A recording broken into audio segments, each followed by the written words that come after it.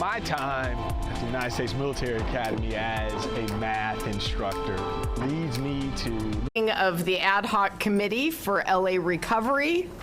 I'm Councilwoman Tracy Park, chair of this committee. Mr. Clerk, would you please call the roll? Thank you, Madam Chair. Councilmember Park. Present. Councilmember Rodriguez. Here. Councilmember Nazarian. Absent. Councilmember Soto Martinez. Here. Councilmember McOsker. Here. 4 members and a quorum, Madam Chair.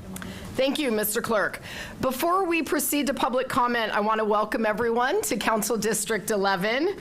When this Committee for LA Recovery was created, my intent was to bring our committee to the community and as close to the Pacific Palisades as possible without compromising safety and the critical work that is ongoing in the neighborhood.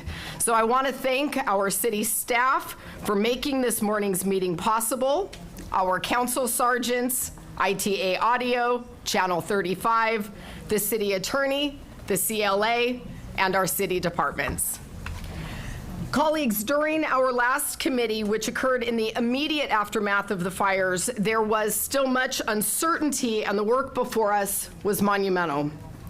Debris removal had not yet begun.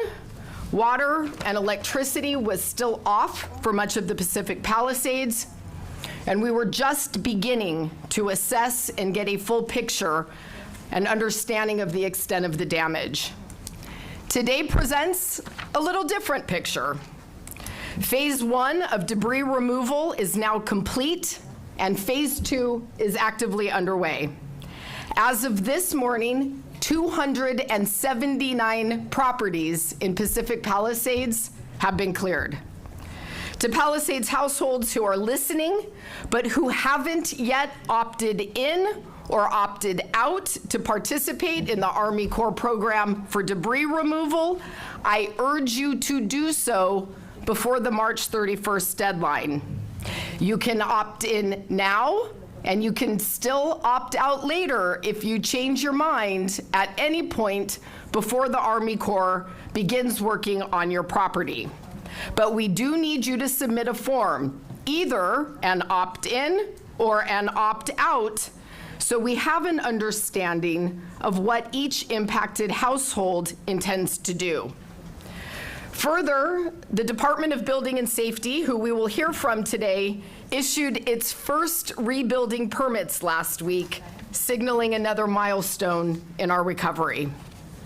Since our last meeting, I have visited the City of Paradise and met with leaders from the City of Santa Rosa to learn directly from them about their recovery efforts and best practices. The road ahead is still long, and there are still many questions, which many of the motions and reports on today's agenda, in addition to others that have been introduced, will address. This includes ocean water quality and the safety of soil in our parks and public rights of way. We will be hosting a town hall in April with all of our partners, from the County and Water Quality Control Board to the Marine Mammal Care Center and Heal the Bay, to discuss those issues.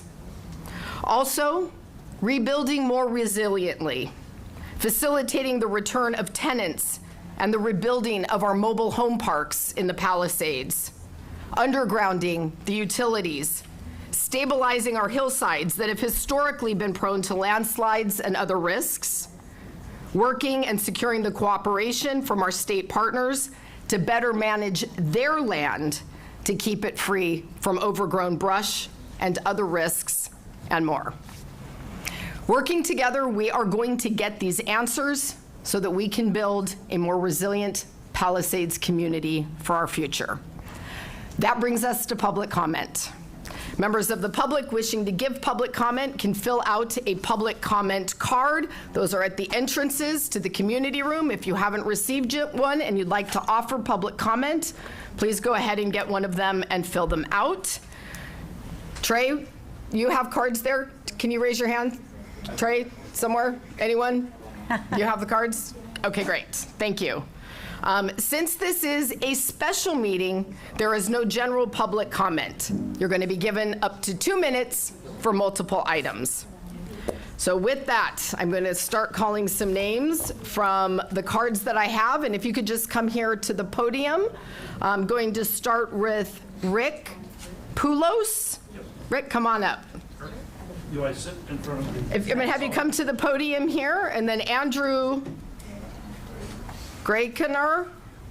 Andrew Gradner, if you want to line up behind him, that'd be great. Mr. Poulos, go ahead. Okay. Well, first of all, Councilwoman Park, special thanks to you.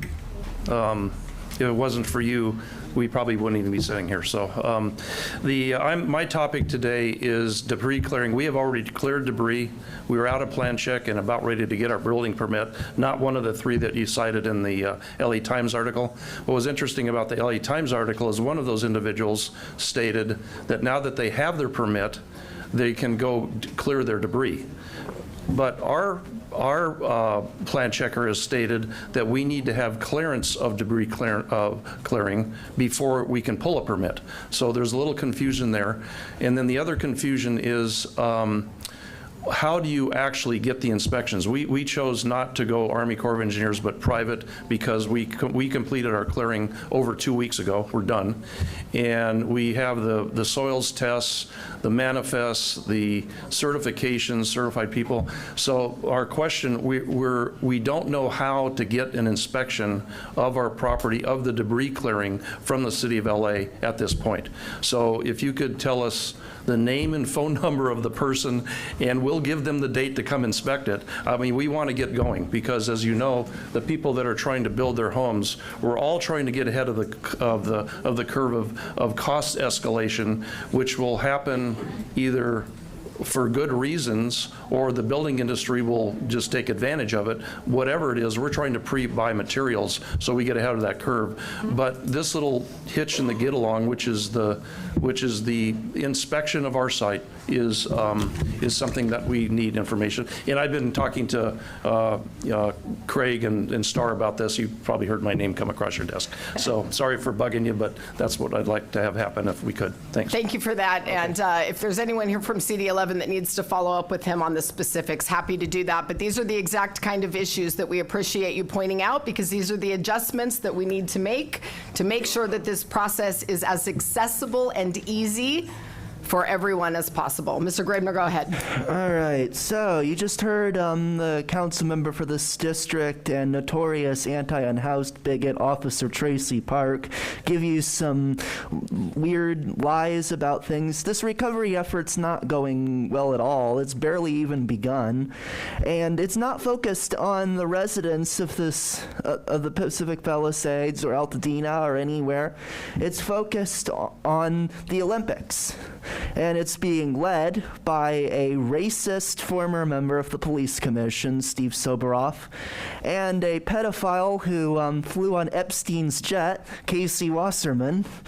And it's all focused on the Olympics for the most part. They're very, and I mean, you can see they're very slowly doing this recovery, but it's not focused. It's all focused on enriching developers, on getting, things done for the Olympics, while they very slowly recover the rest of the city. The speaker's off topic. Yeah, I'm speaking about the recovery. Several of these focus on it. Are there any specific agenda items that you'd like to speak to, Mr. Graebner? Okay, so let's see. We have item 10, I think it is, which is related to the Sunshine Canyon landfill. So that's that's good to make sure that we're not having more issues with waste getting dumped in places that's causing issues for other parts of the city. And we've got, repair estimates for city-owned properties. That's going to take a long time. Let's see, we have stuff for incentives for things better than fire code. Why don't we just improve the fire code? All right, thank you. Luz Castro. There you go. Good morning, Ms. Castro. Go ahead. Hi, good morning, members of the council. My name is Luz Castro, and I'm here on behalf of Inclusive Action for the City. I'm here to voice my strong support for the We Fund Guaranteed Income Program, agenda item number 8. When the January fires displaced countless of Angelinos, the conversations have been prioritized on homeowners, and many workers like landscapers, domestic workers, and street vendors have also lost their livelihoods overnight. In January, Inclusive Action, we launched our Open Air Worker Relief Fund, and we have raised over $2.5 million, providing $500 in cash assistance to workers that have been impacted. With no safety net, many of the workers have been excluded from unemployment insurance and also cannot apply for FEMA support.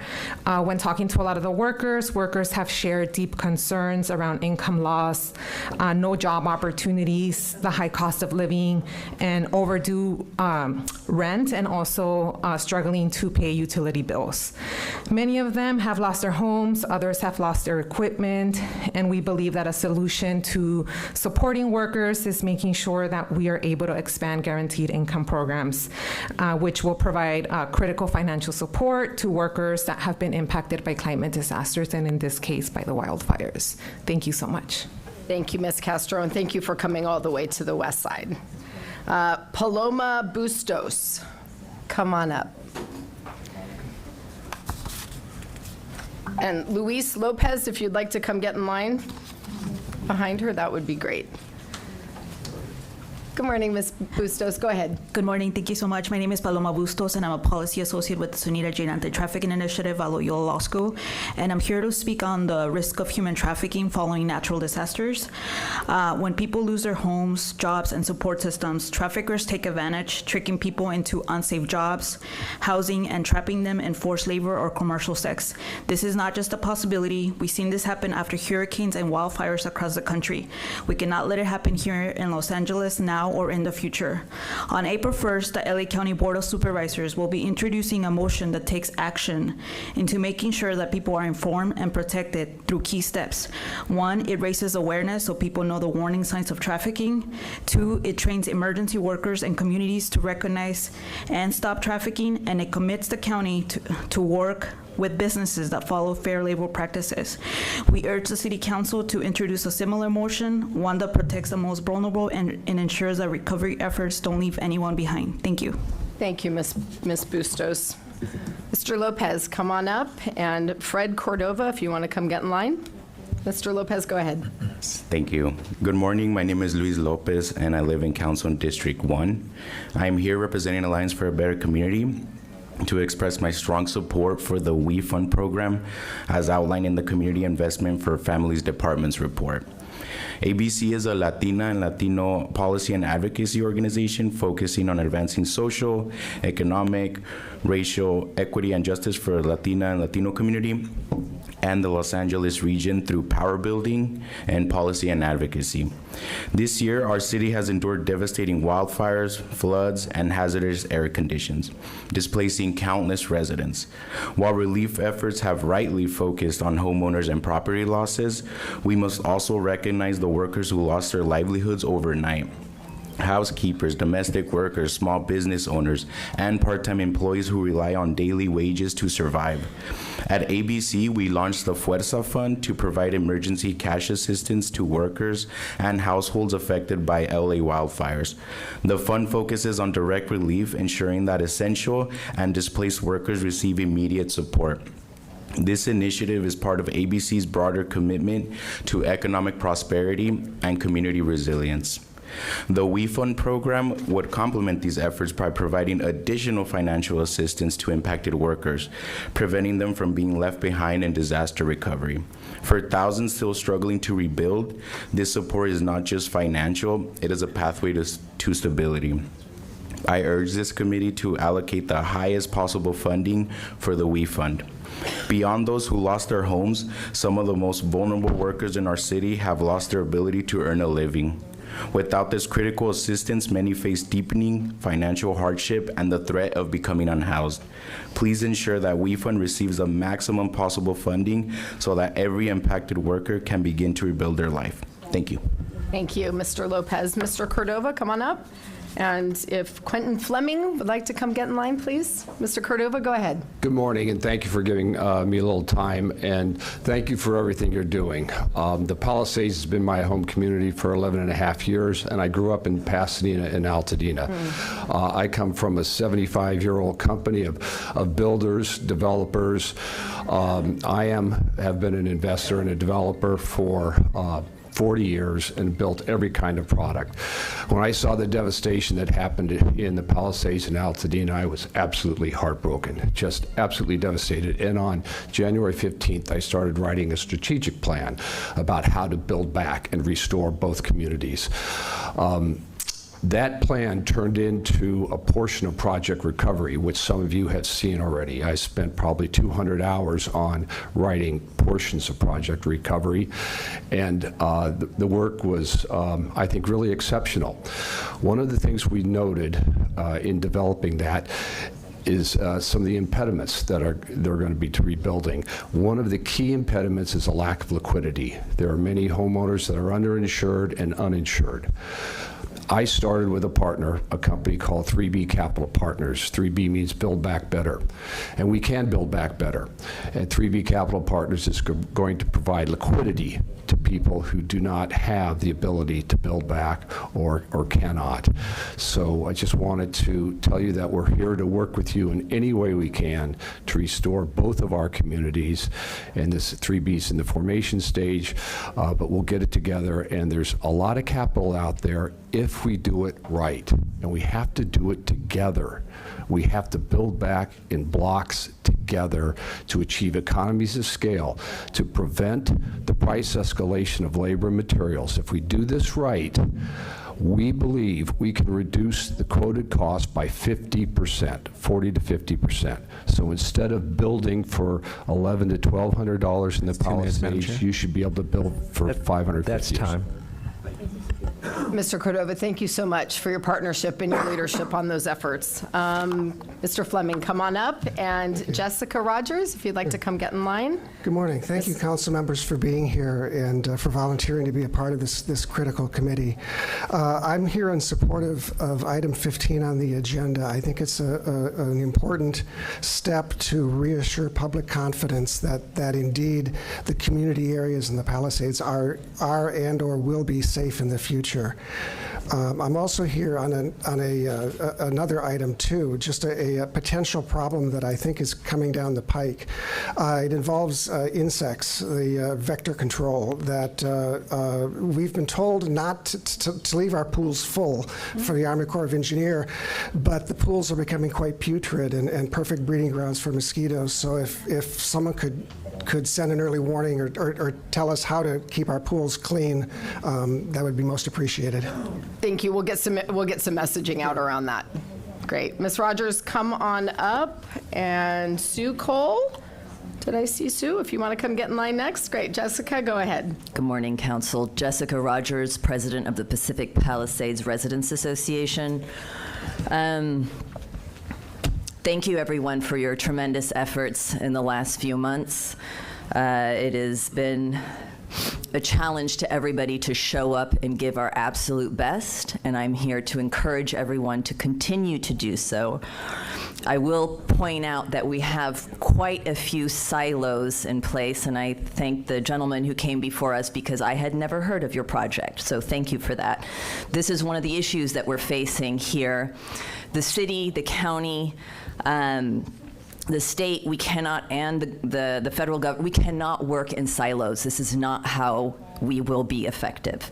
And so I'm here to encourage you to step up today. Let's get this done. We need local community members working directly, and I'm looking at you, Councilwoman Tracy Park. You have skin in the game. You need to be our leader for this. I'm demanding, and I am suggesting strongly that you be the face of this project, the face of the success story of the Pacific Palisades. The blessing here is that we have been given an opportunity to show the world how you do disaster relief and rebuilding effectively, like it has never been done before. And we need to live and breathe that every single second of the day so that it gets done within the next short years, less than a handful of years. In terms of our environment, I know that I've heard our Board of Supervisor, Lindsay Horvath, talk about her care and interest in saving our environment. We are now seeing animals being washed up on the beaches. I encourage, again, the government, all of you, to get together, work together. Let's make sure that we're not just making a lot of money for people who are going to make a lot of money, but let's also make sure we take care of the environment. Thank you so much. Thank you, Ms. Rogers. Ms. Cole, come on up. Okay, I'm not sure this is, oh, it is working. Okay. I'm here representing, secondly, myself. I want to thank you all, and especially you, Councilwoman Park, because as Jessica said, you've been our leader throughout the most horrific situation in Pacific Palisades. And we're all working together, but we are looking to you as our leader. Thank goodness you're here. I'm here specifically also as the president of the Pacific Palisades Community Council to support item 15 on the agenda, which deals with the remediation and testing of our soil in medians and parks and all public places. There's a lot of people who are anxious to get back into town, anxious to build back, but everybody questions the toxicity, not so much anymore of the air, but definitely of the soil that's been left. So thank you for that, and we're in full support of that. Thank you, Ms. Cole. I apologize if I get this name wrong.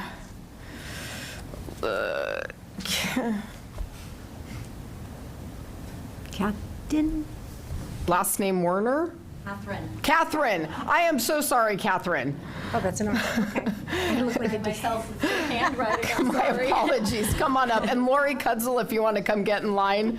Good morning, council members. Councilmember Tracy Park, thank you so much for leading this ad hoc committee. I'm here to represent myself second and first, the Miramar Homeowners Association, the oldest association in Pacific Palisades since 1947, formed due to a landslide on our hill that is still active. And second, as a homeowner with a home still standing, thankfully, but severe smoke and ash damage. And I have a few issues, but the first thing I want to say, we are in support of all of these motions, especially 14. I think that's very important for the houses that are still standing. Item 14 that talks about voluntary fire resistance for the future and the houses that are still standing, and then also obviously like the PPCC item 15. I also want to bring up two more points because it was mentioned before, the ROEs. We have 70 homes in our neighborhood, half of them burnt down. I have rallied everybody together to opt in, and some of the homes have submitted 2, 3, 4 times their paperwork, and it gets lost somewhere, and they have the confirmation in their hands. And these are people who are elderly, and one lives in Portland. It's very, very difficult, and there's some form of disconnect between Public Works and our community that we cannot get the answers that we're seeking. That's number one. And number two, I just want to implore the committee here to also think about the infrastructure of, if we're talking about build back better, the time to improve the infrastructure and bring it into the 21st century would really be after the Army Corps has left and before everybody is starting to build.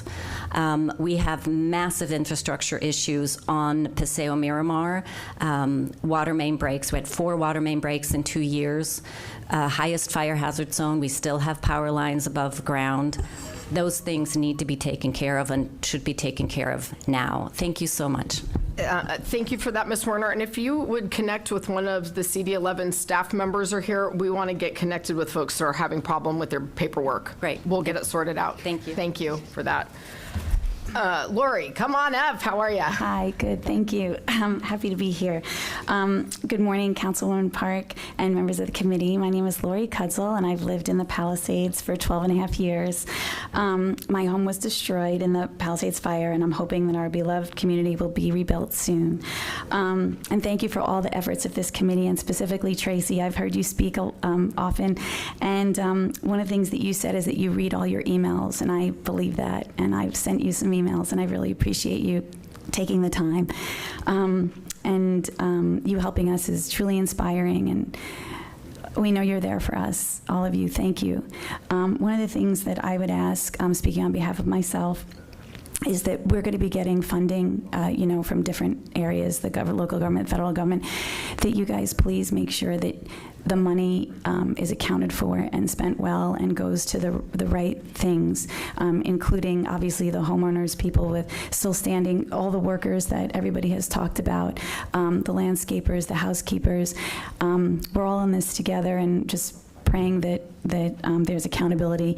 And again, one more personal thing, I'm looking very forward to the investigations taking place, because I do believe that there were terrible mistakes made, and this devastation didn't have to be as bad as it is. Thank you. Thank you, Lori. Robert Thibodeau, come on up. And Larry Foundation. If you could come get in line, you'll be next. Robert, go ahead. Hi, I'm speaking on, I guess it's item 4, which is the recovery effort, and I'm representing myself as a longtime West Side architect, part of the construction industry in general, and I'd like to Build Back Better could also be for the building and safety and the planning departments. We've had for many years kind of a broken system where it takes months, if not years, to obtain building permits, and we need to holistically look at why there are so many overlapping services and requirements, and at the same time we can't get straightforward answers to very simple questions like what's my front yard setback, or just really sort of basic informational type things. The system's been confused for a long time, and I think if we're building back better, it needs to be a public-private kind of partnership where I see a lot of the effort. And by the way, thank you all for being here. I don't mean to be but this is informational. So I see people like Steve Soberoff. I don't really know how many permits that guy's pulling and like what his knowledge is of the day-to-day.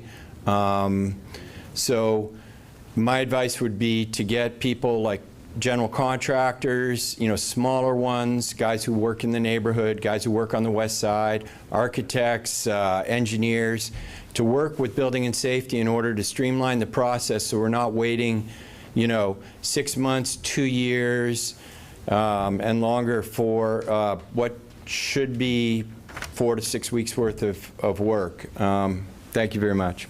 Thank you, Robert. Appreciate that.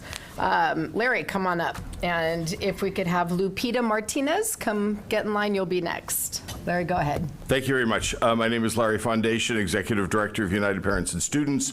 We work with mostly low-income families in South LA, East LA, Compton, and Inglewood.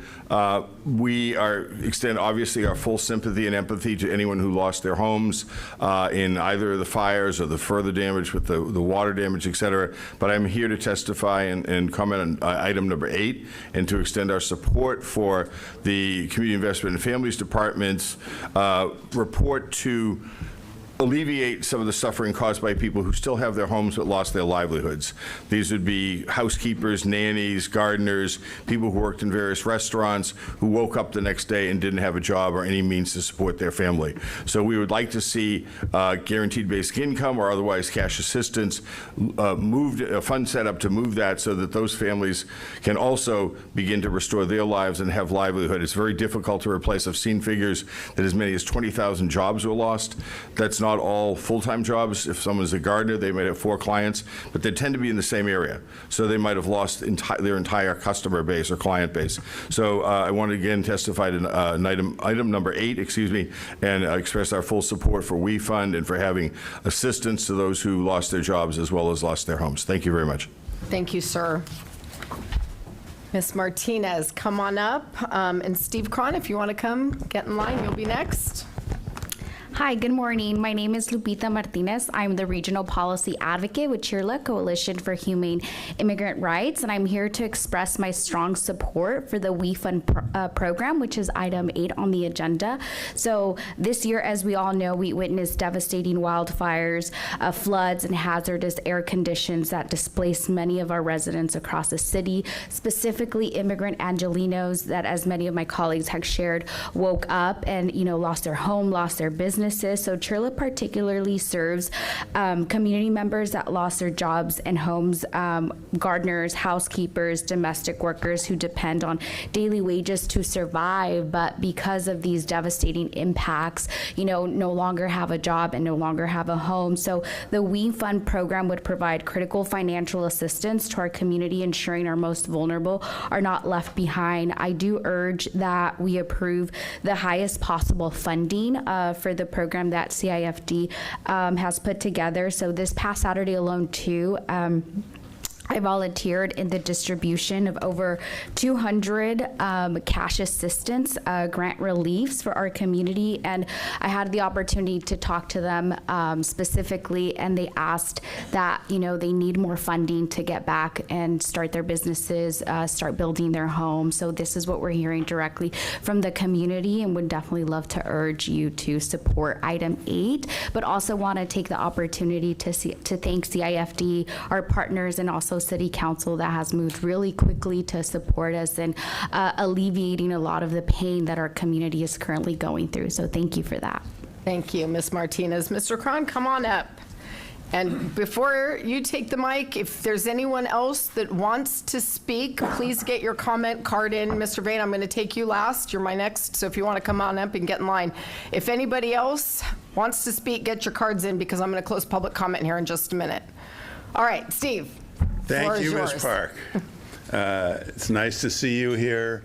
You have been a superstar in our community, coming in, taking charge of things. You're everywhere, and you are, I don't want to say idolized, but you are highly appreciated by everybody in our community for all the work you've done. I want to speak about one particular issue that we're having trouble with, and that is I live up in the Highlands, and we're getting conflicting stories from the Army Corps of Engineers about what they're going to be doing about clearing up our property. As you know, our upper Woodies and the lower Woodies are the only areas in the Highlands that were completely devastated. There's some occasional houses, but we were completely wiped out. And we're hearing outrageous costs about what they're going to charge us to clear our property. And from the beginning, we had been told that the Army Corps of Engineers was going to do this for us. And now what we're hearing is that they're going to do it, but then they're going to charge us, and it's going to come out of our insurance. And many of us are underinsured anyway, so we're going to get charged from our insurance back for having all this cleared up. And it's a conundrum. And everybody in that community, not just ours, wants our area cleaned up ASAP, because the people across the street who miraculously had no damage at all, they're afraid to clean theirs up, because they think when we start, they start cleaning ours, the dust will be flying, and then their places will be dirty again. So I think it's important for everybody that our area get cleaned up. Whether we rebuild or not, that's another issue, but for everybody it should be done, and somehow it should be done financially feasibly for us. Thank you for that. Really appreciate it. And again, folks, make sure you get those rights of entry forms in. U.S. Army Corps will bill to insurance on policies that cover debris removal, but it is also no out-of-pocket cost, and it is no cost to folks who are and underinsured. So let's at least get the forms in, because that will help us know where folks are planning to come back and who's doing what work, because that will help us allocate our resources. Could I just say this? I signed up, and I was told We still want to, but we want to. Let's talk offline, Steve. All right, Larry, take us home. Hey, good morning, Councilwoman Parks. First of all, to the rest of the council people here, we appreciate all you've done. You've been an incredible champion of our cause. You are out there nonstop. I don't know when you sleep. Nobody does.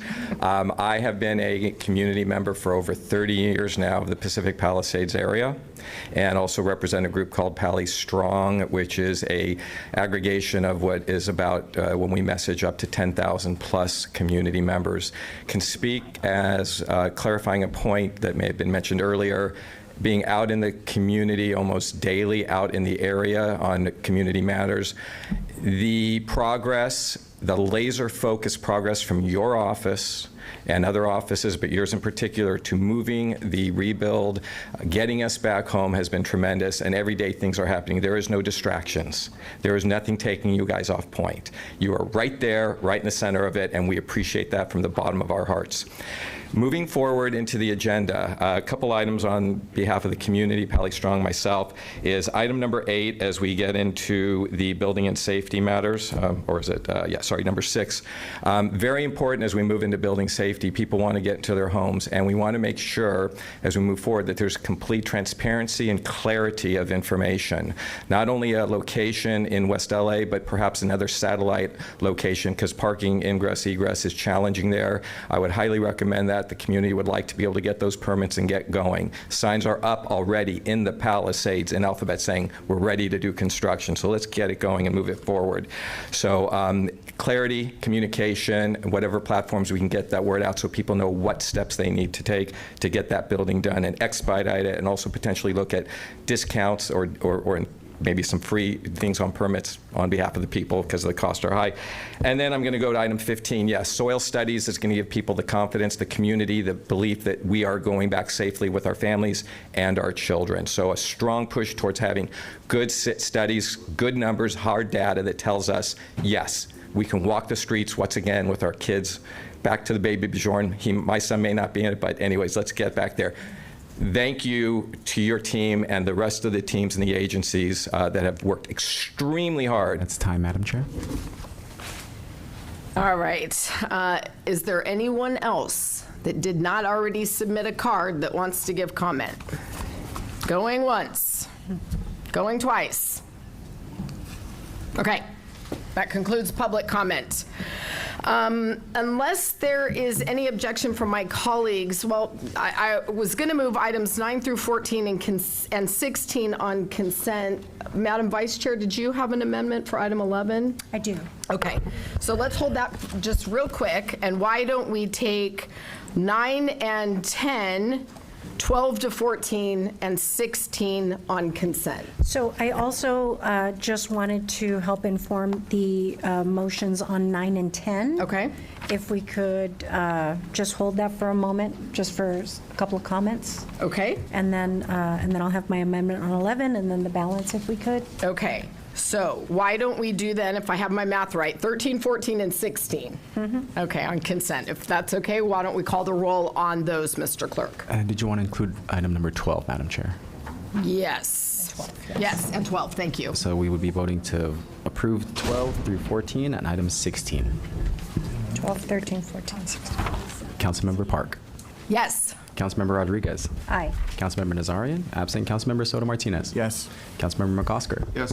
4 ayes, and these items are approved. All right, thank you, Mr. Clerk. So, Madam Vice Chair, why don't you walk us through 9, 10, and 11? Terrific. So, colleagues, and this is for item 9, it's with respect to the transportation, equitable distribution of fire-related debris related to the fires. And one of the points I wanted to make for those involved in reporting back on this, we're seeing a number of community impacts related to the haul routes and the impact to our street infrastructure, namely in the San Fernando Valley, in a variety of locations. I want to ensure and instruct that we are also looking at incorporating and recovering through FEMA costs these impacted haul routes, because our infrastructure is being decimated with the number of heavy equipment trucks that are going in and out of areas like Sunshine Canyon, we know now with Seven Hills in my district, as it relates to some of the work that's happening at the Eaton Fire and the debris that's being transmitted from into the Tahunga neighborhoods. And so I want to make sure that we are looking at, and whether or not Haggerty is in fact also also looking at doing cost recovery from FEMA for the impacts to our street infrastructure as it relates to those haul routes.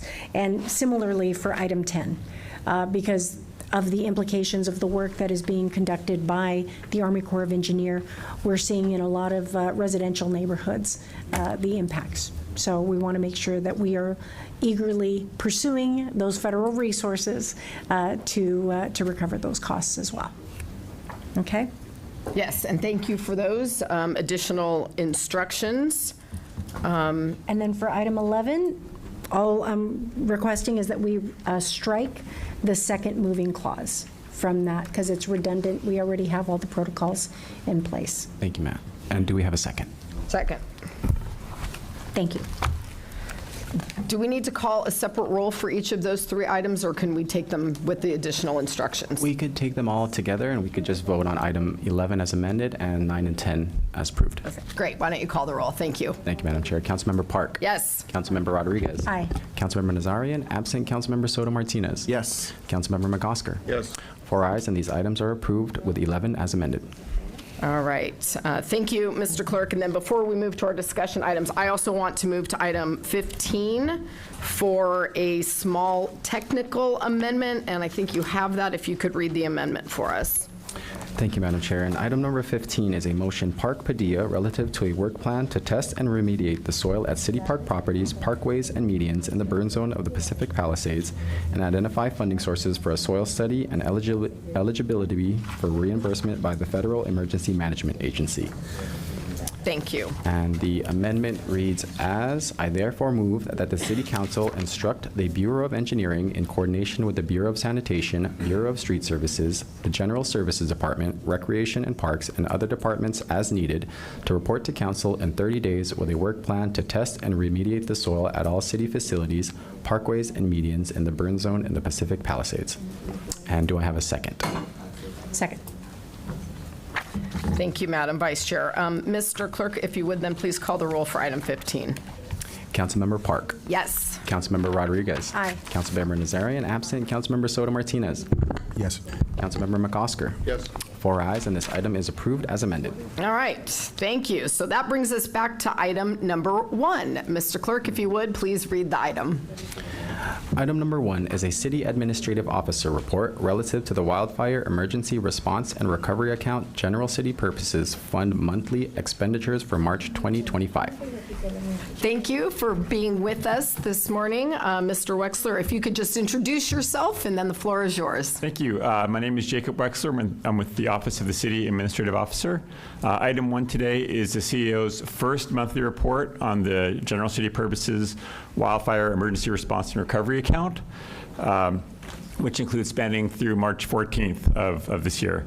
As background, on January 31st, the Council approved a motion which established this account and authorized a transfer of $50 million from the Building and Safety Building Permit Enterprise Fund as a loan to the General City Purposes account, and instructed the CEO to authorize spending from this account for departmental response and recovery efforts that would be eligible for reimbursement from FEMA.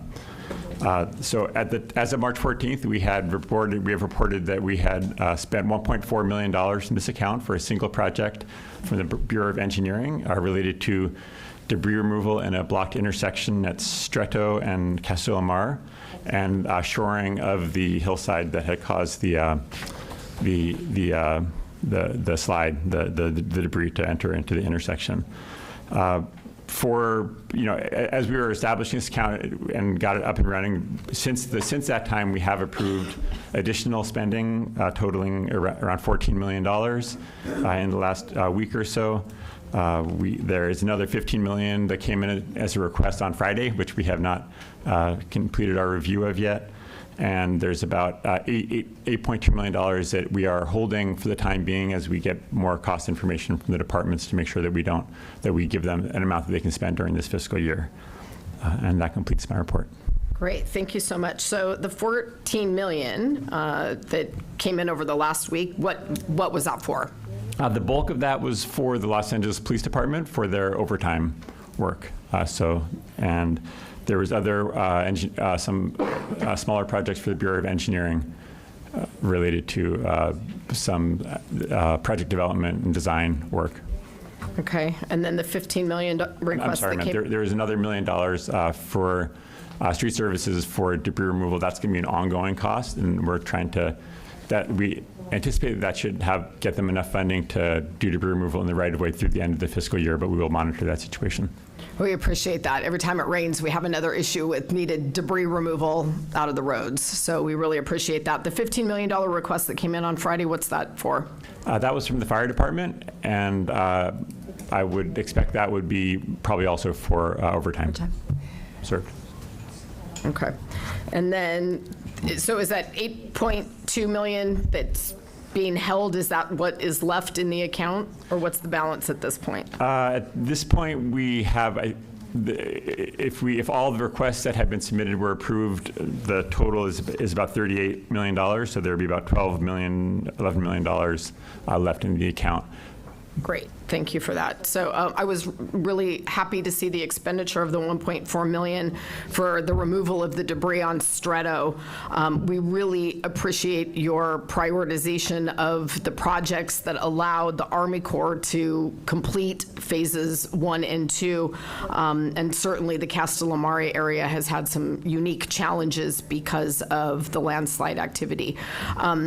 So thank you for walking us through all of that. Have there been any requests submitted that were denied?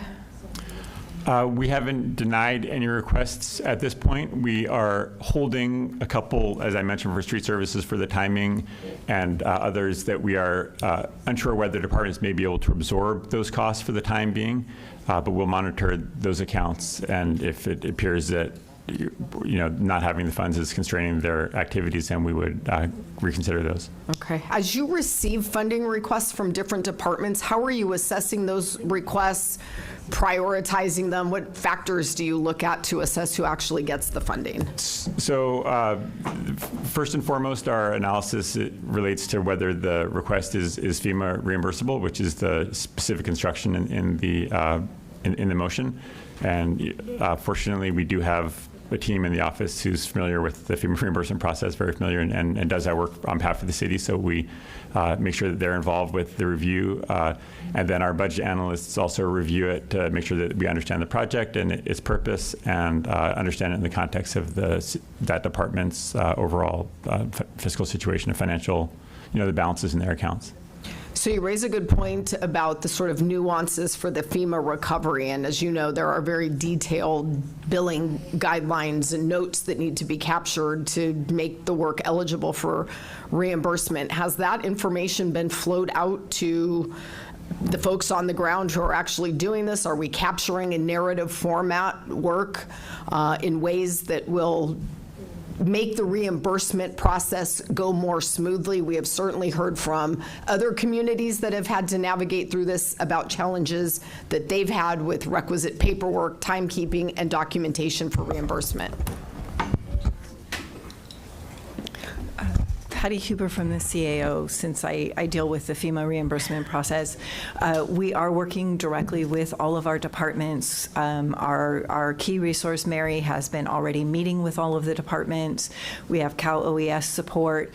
They have also been helping to provide training and information to the departments where they feel that they need support to make sure that they are doing their documentation.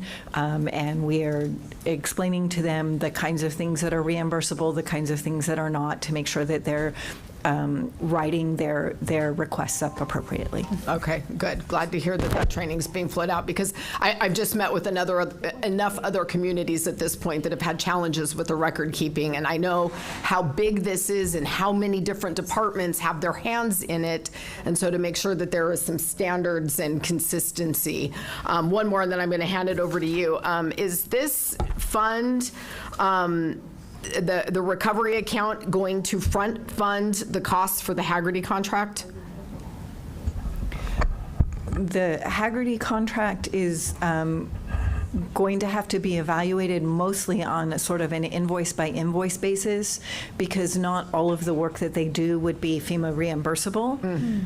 and but some of it might. And so we are going to have to work with EMD and Hagerty closely to evaluate that in accordance with the guidelines. Okay. All right. I'm going to think about that for a second. Councilwoman Rodriguez, I know you have some questions. Go ahead. Thank you. Given the history, both LAPD and fire have historically been practiced in FEMA reimbursables related to emergency response.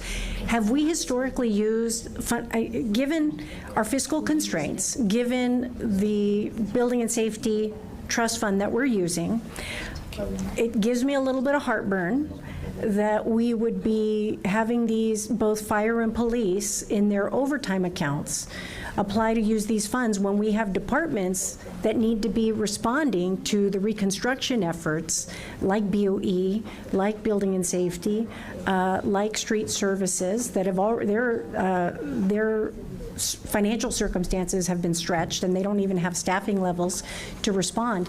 Have we historically used these types of funds for covering the overtime costs awaiting FEMA reimbursements for fire and police response? So the only other time that we have used a similar method of taking a loan from a special fund was during COVID. Right. And we did use it for those expenditures for those departments where it was appropriate. It might not have been all overtime. It might have been things like PPE or other things. Right. But I believe there was some overtime in there, particularly in the early days of needing to close and things like that. You're talking 5 years ago. I don't remember. Yeah, no, I know. I know, Patty. I know. But so, and it's a time we try to forget. But yes, but yes. In this instance, we're trying to balance between what they can absorb, right, versus what would have to come from the general fund. And as you saw in our mid-year, we are trying to bolster our reserve funds back up. And so, I understand. As Jacob indicated, we are trying to walk that balance as these requests come in. Right. And look, and I recognize, fully recognize and appreciate the slow reimbursements as it relates to FEMA, and that it takes, in some cases, many years. Yes. However, I also recognize the continued strain we put on the departments that are going to be instrumental in the rebuild and reconstruction versus, what we already substantially fund with respect to overtime for these emergency responses to fire and police, and what their budgets can reasonably accommodate. And so I'm just trying to make sure that we're considering all those things, but I recognize what you're talking about in terms of the reserve. That being said, also, the whole function of having Hagerty was to aid us in the acceleration and support of the FEMA reimbursements. So how are Hagerty is a consultant for and under contract with Cal OES, which is where all of our FEMA grant monies flow through. Right. So Hagerty is absolutely not able to assist on anything FEMA related because they are conflicted on that component. I'm sorry, that's not the meeting I was in. I was not in your meeting, so I can't speak to that. Matt and I specifically spoke to Hagerty and clarified that issue in terms of the work that our office does in putting together a reimbursement package and submitting it to FEMA, and all the work that we will do with FEMA on the recovery scoping meetings and the project listing and all of that. My understanding is that Hagerty is completely conflicted from assisting on that because they are under contract to Cal OES and all of our funds to support that FEMA reimbursement process. So you would need to talk to those who entered into the Hagerty contract. I can't speak to the specifics of that. So currently, is all of that being handled in-house through the CAO? The CAO is handling that in-house. We are in the process of bringing a contractor on board. There's been a little bit of questions on the administrative side, but we are close to finalizing that. And they will be targeted, their scope of work is specifically targeted to the work that we do for the public right-of-way reconstruction and reimbursement process, predominantly helping us during the project development components of that process. And hopefully we will have them under contract within the week. Was there an RFP that went out for that, or was it pursuant to direction that was given by council? That was the mayor's, Well, it was partly in executive response to a motion that I believe you introduced asking us to do that. And there was not an RFP. We can do a limited contract on an emergency basis, but one of the administrative things was this issue of we would need to follow it up with an RFP. And so we were assessing whether or not we had the capacity to, like, if we did the contract and then needed to do an RFP, was that still valuable for us or helpful for us? An RFP is a big undertaking. Yeah. We are going to continue to move forward on that front. Well, so we will need to do an RFP, and we will likely have a term where that accommodates that we might change contractors during the process. Okay. Well, I'm now trying to better ascertain how this is, because I also know like AECOM was retained by the Department of Water and Power to assist them in facilitating the FEMA reimbursements. I did speak to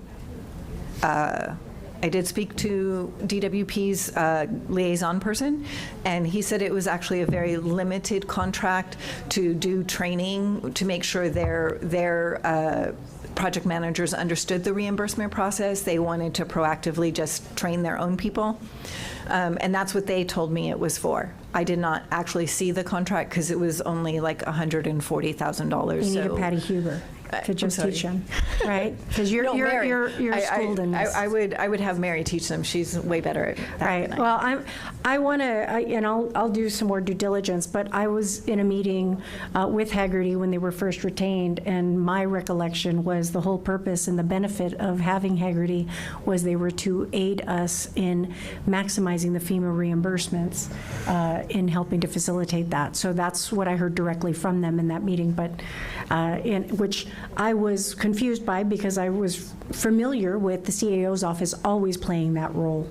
And so this is the first I'm hearing of this conflict. But thank you. That was some of the things that we had to work through to address the issue of our entering into a contract to make sure we weren't duplicating. Right. And so on. And as I said, Matt and I spoke directly to a member of Haggerty as to what they could do relative to our work and was told they were conflicted by Haggerty themselves.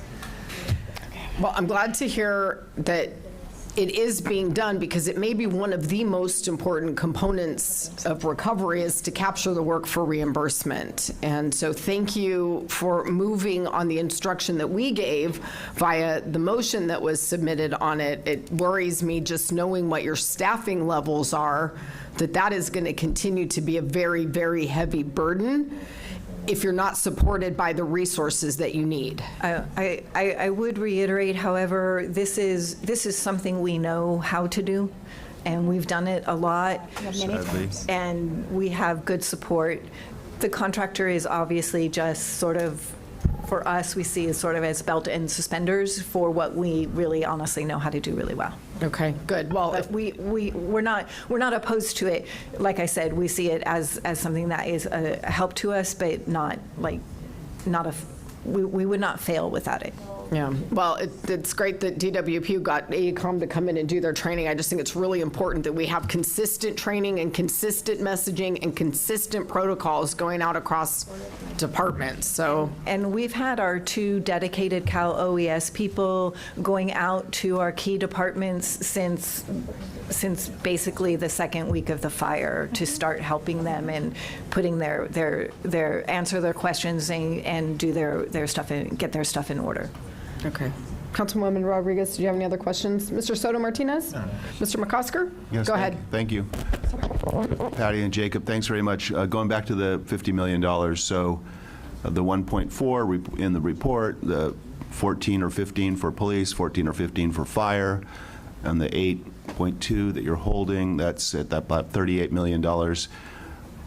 How do you feel about the burn rate? That leaves $12 million left on this loan. Do you anticipate that this is money we're going to have to replenish? That's been a little bit the reason why it's not been, lots of transactions have been approved so far, because we needed to get information from the departments to get that assessment. For the most part, the burn rate is going to be on debris removal. Right.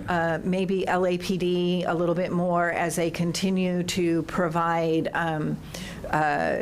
ingress and egress support in the Palisades fire, as they're keeping people safe in that area, because it's you want to be careful with people going in and out of the area for safety purposes.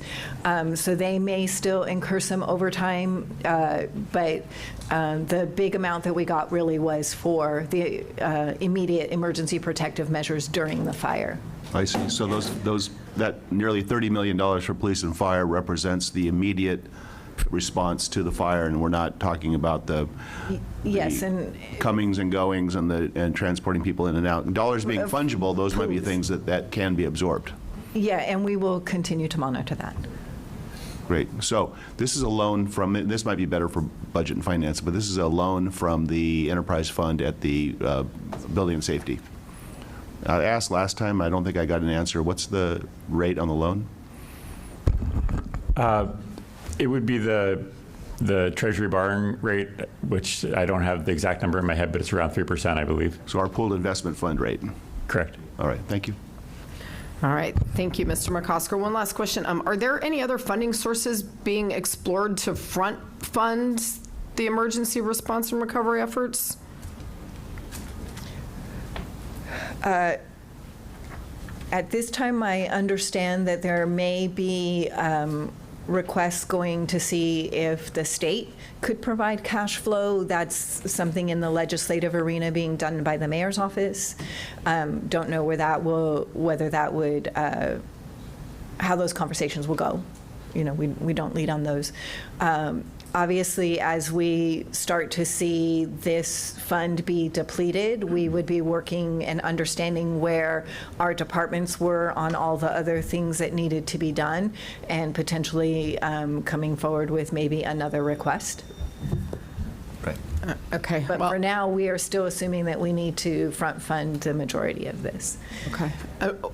One of the things that I have been trying to elicit over the last 75 days with limited success is a comprehensive operations and logistics plan that will govern the movement of people, vehicles, materials in and around and through the area, the security overlay that is going to be necessary. And I think that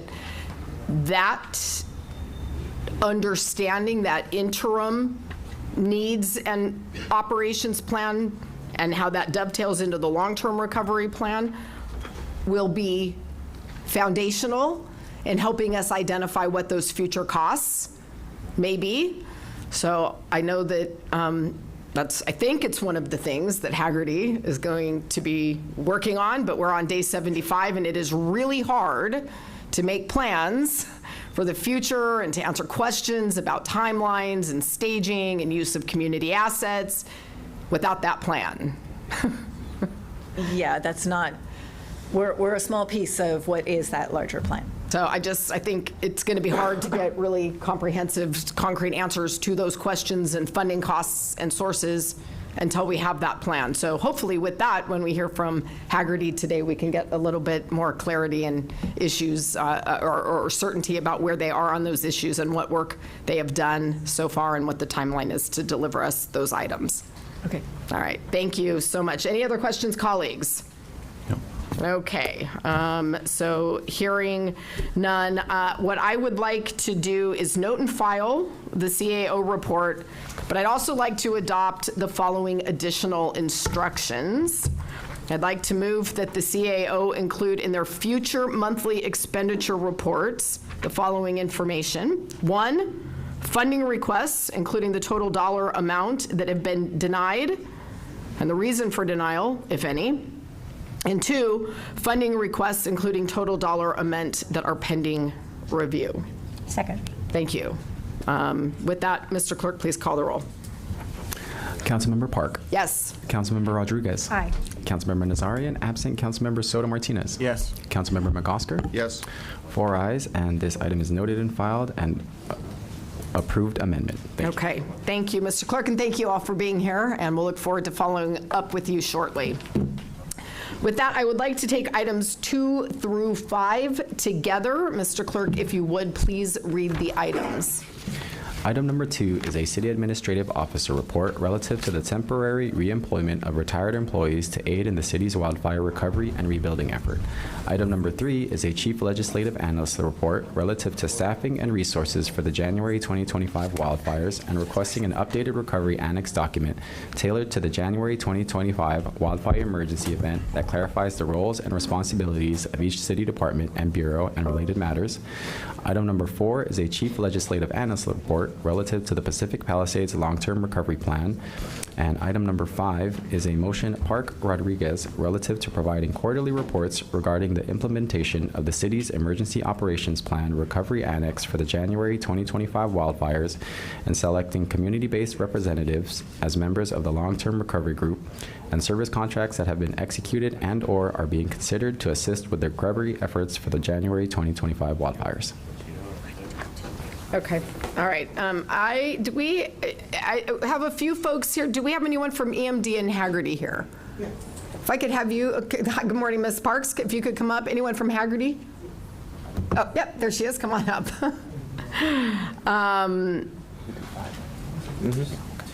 What I would think I want to do here is begin with the CAO about their report on the reemployment of retired city workers, and there I want to move over to the CLA and then over to EMD and Haggerty regarding the implementation of the recovery annex so far.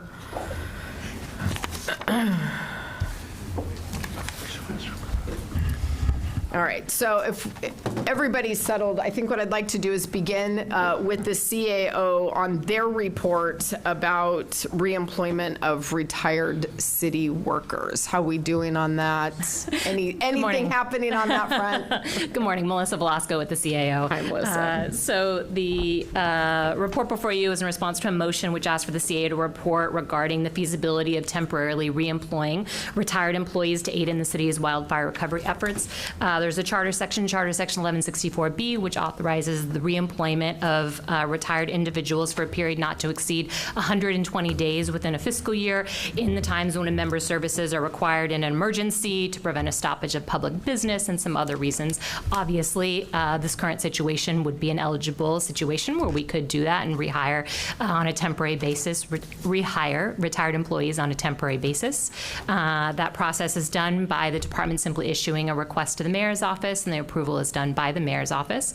I am aware of 2 situations thus far where city departments have done that, rehired retired employees to facilitate and help with this current effort. One is in the emergency management department, and another is with the personnel department supporting the disaster service worker program. Okay.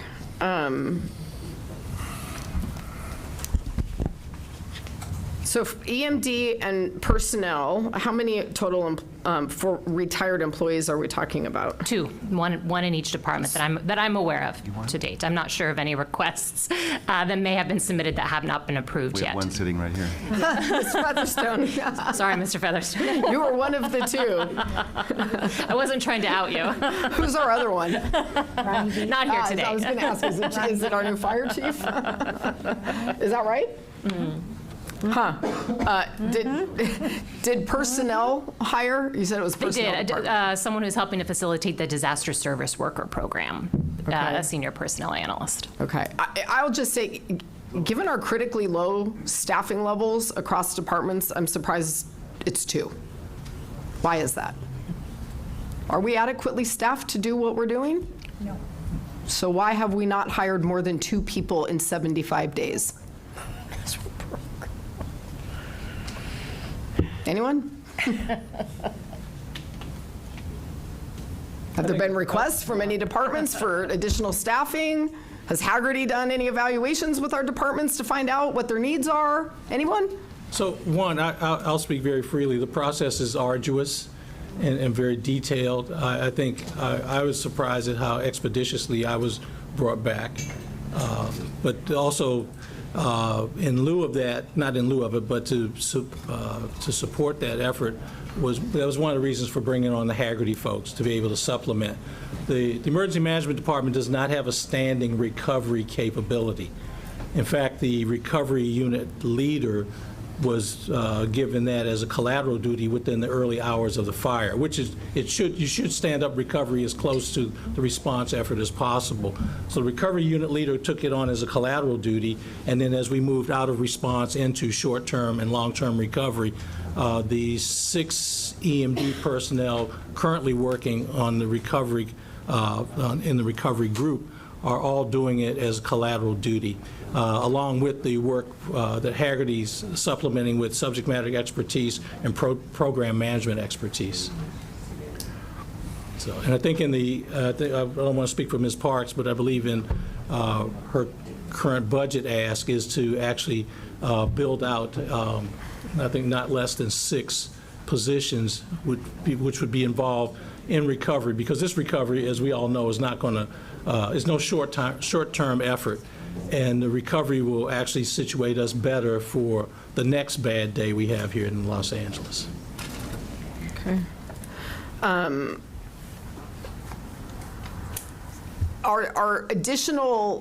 Is additional hiring so that we can surge those resources? Do you know, or has assessments been made about FEMA reimbursability? For full-time hires or for the supplemental? Either, both. There may be an opportunity to support some additional hire through mitigation funds, but it wouldn't be a primary funding stream through the recovery. What does that mean? That's a good question, Mr. McCosker. I heard that. He said, what does that mean? What does that mean? So the Haggerty folks could speak more specifically to mitigation money, because we've been looking at, as well as look at the Palisades, we've been looking at what are the opportunities through this effort to actually acquire mitigation funding to make the whole of the city more resilient. So, Tracy? And if you could just introduce yourself. There's folks from the community here who may or may not know who you all are, so thank you for that. Thank you. Yes, I'm Tracy Phillips with Haggerty, and I'm here with Harrison Newton today, my colleague. We have been here since the first week of February, and one of the first things that we spoke to EMD about was staffing levels for recovery rather than response, which is typically what has been needed over the past few years. In doing so, we also talked about FEMA reimbursable for hiring additional staff and things like that through FEMA and other federal resources. So when we talk about maximizing the funding, this is one of the things that we talked about. Program management is a part of eligible FEMA funding, as long as you meet the criteria in that. So, there have been opportunities in other large disasters where staff has been augmented through CAT-Z and other funding from federal sources. So we are looking at that for the future. What we've been concentrating efforts on at this point, since we do have some folks that their ancillary duties are recovery, and their response professionals, I think we have 7 total, is that right? 7 total. We've worked on developing a plan, developing a framework, a recovery support function framework that those folks are involved in the day-to-day, and so we're training them to do that as well. in FEMA recovery in operational day-to-day. They're part of the debris task force, infrastructure, the 6 that marry up with Cal OES, with the county, and with the National Disaster Recovery Framework with FEMA. Thank you for that, Tracy. I think it actually might be useful if you could, because I don't know that everyone here or people that are listening or watching, and maybe even some of my colleagues may not know the parameters of what is Hagerty's contracted scope of work. Maybe you could just start by setting the table for us so that we can understand what it is that you're here to do. And I'd like to kind of hear, since you've been here since the first week of February, what it is that you've been up to and what work product you've delivered to us so far. Sure, Thanks. absolutely. So the scope is, we were not brought on board to do the cost recovery as far as writing the FEMA grants and the technical side of those grants. When we talk about maximizing funding, when we were brought on board, we were told that Los Angeles is in, and particularly in this district, that you guys have a unique opportunity to deal with NGOs, philanthropy, and other dollars, as well as federal dollars, and being able to maximize that. So when we were scoping out the planning piece and the midterm and long-term recovery that we were asked to concentrate on, we've stood up the 6 RSFs. We've framed out the different city departments and how they. I'm sorry, What's RSF? an RSF? The recovery support functions. Sorry. Let's give it all out there for the public. I'll try to catch me on that because it's alphabet soup for sure. So the recovery support functions include not just EMD, but also all of the other city departments, county organizations. It's very multi-layered, and everyone, has different parts of the recovery that they're responsible for as departments. So bringing that together in a way, structuring weekly meetings for progress so that we can develop a short-term and mid-term operational framework, not just that. And this is what Councilwoman Park, we talked with you about the other day, developing that. This is the first step to that, is who the players are, getting in the room, getting them trained up, and developing that operational cadence. It's already happening. It's just not being reported, and it's not kind of coalesced yet. Tracy, if I may, we're on day 75. And the fact that we are talking on day 75 about the development of an interim plan troubles me. We're already in the interim. Well, there are already.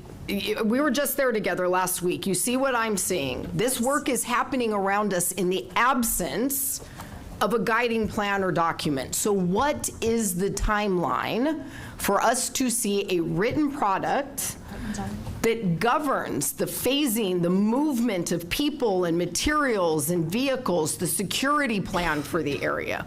When do we get that? So by the end of the week, we will have the first draft of the, council member, so the traffic logistics coordination plan. We spoke when we talked several days, a couple of weeks ago. You tasked us with that specifically. We were already working on it. By the end of the week, we have a meeting midweek with the Army Corps, with their logisticians, their traffic specialists. Great. So we'll be moving forward with that. If I could back up for a minute, the scope of services for Hagerty was planning, response, recovery, mitigation, financial management, operations, and community engagement. However, Hagerty was intentionally firewalled away from cost recovery because of the work that Hagerty does at the state. We didn't want Hagerty reviewing Hagerty's work. So the cost recovery piece is the purview of the CAO. Okay, that makes sense. But I am concerned about the amount of time it is taking to get a plan document together. The long-term recovery plan report from, was it CAO, CLA, it's in here. we asked you to look at other jurisdictions, Paradise and Santa Rosa and Lahaina and others, about their long-term recovery plans, and it says that those took 14 to 16 months. We don't have 14 or 16 months. We have community members that are actively meeting, brainstorming, identifying challenges. Haggerty, have you guys gone out to even begun the process of community engagement? Because I feel like we haven't. We as a council office can have a pretty good understanding of what some of these issues are. So what does your framework for community engagement look like, and when does it start? Because this has to be a community-led and community-driven process. And you have subject matter experts about building in the city of Los Angeles who are residents of the Palisades. They are the people who know their community and the challenges and the geography better than anyone else. So giving them not just a seat at the table, but the driving seat at the table is what my expectation is. So when does that start? Councilmember Carol Parks from the Emergency Management Department. We hear your concerns, and so we are on the same page. So if Harrison Newton from Haggerty can give you an update on the progress, please. Thank you. So Tracy, my colleague, talked about the recovery support functions. Those are tactical teams of government agencies and other stakeholders that are meeting and providing key elements of the recovery. So departments working together on issues by subject, housing, infrastructure, in a way that they can coordinate and be in Congress with each other so there aren't any delays. Mirroring that, the Haggerty approach to long-term recovery is to, I think, do what you said, Councilmember Parks, to really activate a lot of the energy that you see in this room, a lot of the work that's been done, a lot of the planning that's been done, into a format that mirrors and works collaboratively with the RSFs, so that you have information that can be, from the community, from those who are experts, those who've been working on this, those who live in this community, funneling into the tactical teams of government. And information from the government teams able to go out to the organizations that are working on these issues from the community and expert side. So that kind of approach is a best practice approach. It's an approach we've used in other communities, and it's an approach that really keeps accountability and speed at the forefront. So we expect in the next several days, and I mean this week, in fact, as you know, we're hoping to meet with your staff. We're hoping to meet with many others to understand exactly how can we shape the community engagement piece, how can we shape the experts and others who are working on these issues to be in part of this, in this process.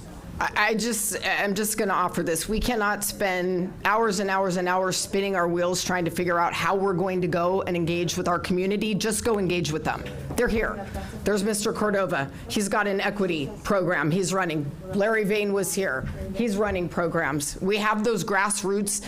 Infrastructure is all there. You just need to go talk to them and get them brought into this. I absolutely understand that. It's why we're here today, and that begins now. So we really do look forward to making those connections and working with your staff and your team. All right, thank you. We really appreciate that, and please allow us to be a conduit and let us help you get plugged in, because we can do that. We have incredibly capable, bright, engaged community leaders who are LA leaders in their own rights, who are already doing this work. They are ready to present it to you and to have it incorporated into our master plan going forward. Thank you. I really appreciate that. Okay, one more thing I think that will help for table setting. The recovery annex. This is a new phrase that I think most people have never heard before. I don't think most of my residents or constituents know what it is or how it works. So Mr. Featherstone, Ms. Parks, could you explain to us what it is, what departments are involved, and how that all aligns with the role that Haggerty plays? So the city's emergency operations... And CLA too, since you all did the report. Sorry, Mr. Featherstone.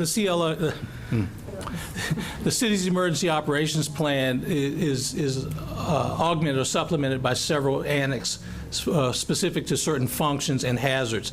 So there's a specific annex to the emergency operations plan that deals with recovery. So the recovery effort in Los Angeles is guided by four documents: the recovery annex, which is part of the city's emergency operations plan, the NDRF, or National Disaster Recovery Framework, which comes from FEMA, the AD code, which I believe is Division 8, which deals with local emergencies, and then the Robert T. Stafford Act, which is federal disaster recovery law. So those are the four guiding documents for overall recovery. The recovery annex to date has been probably used to the largest extent for maybe repopulating a large apartment complex after a significant fire. Never has it been used for any a crisis or an emergency this size, scope, and complexity. So it's one of the guiding documents. However, what we've elected to do is to support, align ourselves with the NDRF, or the National Disaster Recovery Framework, because of the federal connections here. So FEMA sees recoveries through the NDRF.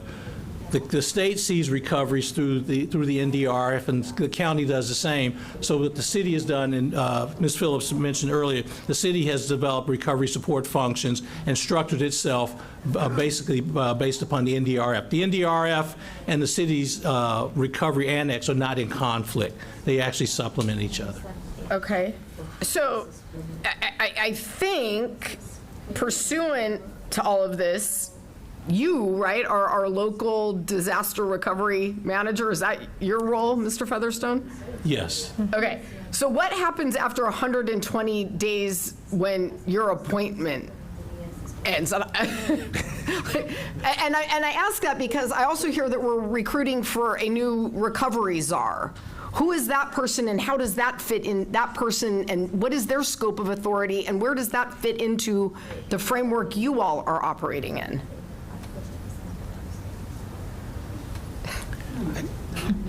Councilmember Parks, you know my background. I'm an operator. You know, I'm a get-her-done kind of tactical person. The recovery czar is beyond my scope. So I would assume that it would be someone that the city can look to as being an overarching leader that gives that looks at the grand strategic vision of the recovery beyond what we do at EMD and with Hagerty support. And if I could add, Council Member, in the budget request for next fiscal year, I've asked to continue Jim's position. He's filling a second assistant general manager position at this time, and I've asked for funding to continue his position because EMD is in charge of recovery and reconstruction by ad code, and it's imperative that we continue to have someone leading this charge, not just temporarily, but for the long term. Agreed. And I think that continuity is really important. And it sounds like, really, we all just need to get in a room and talk this out.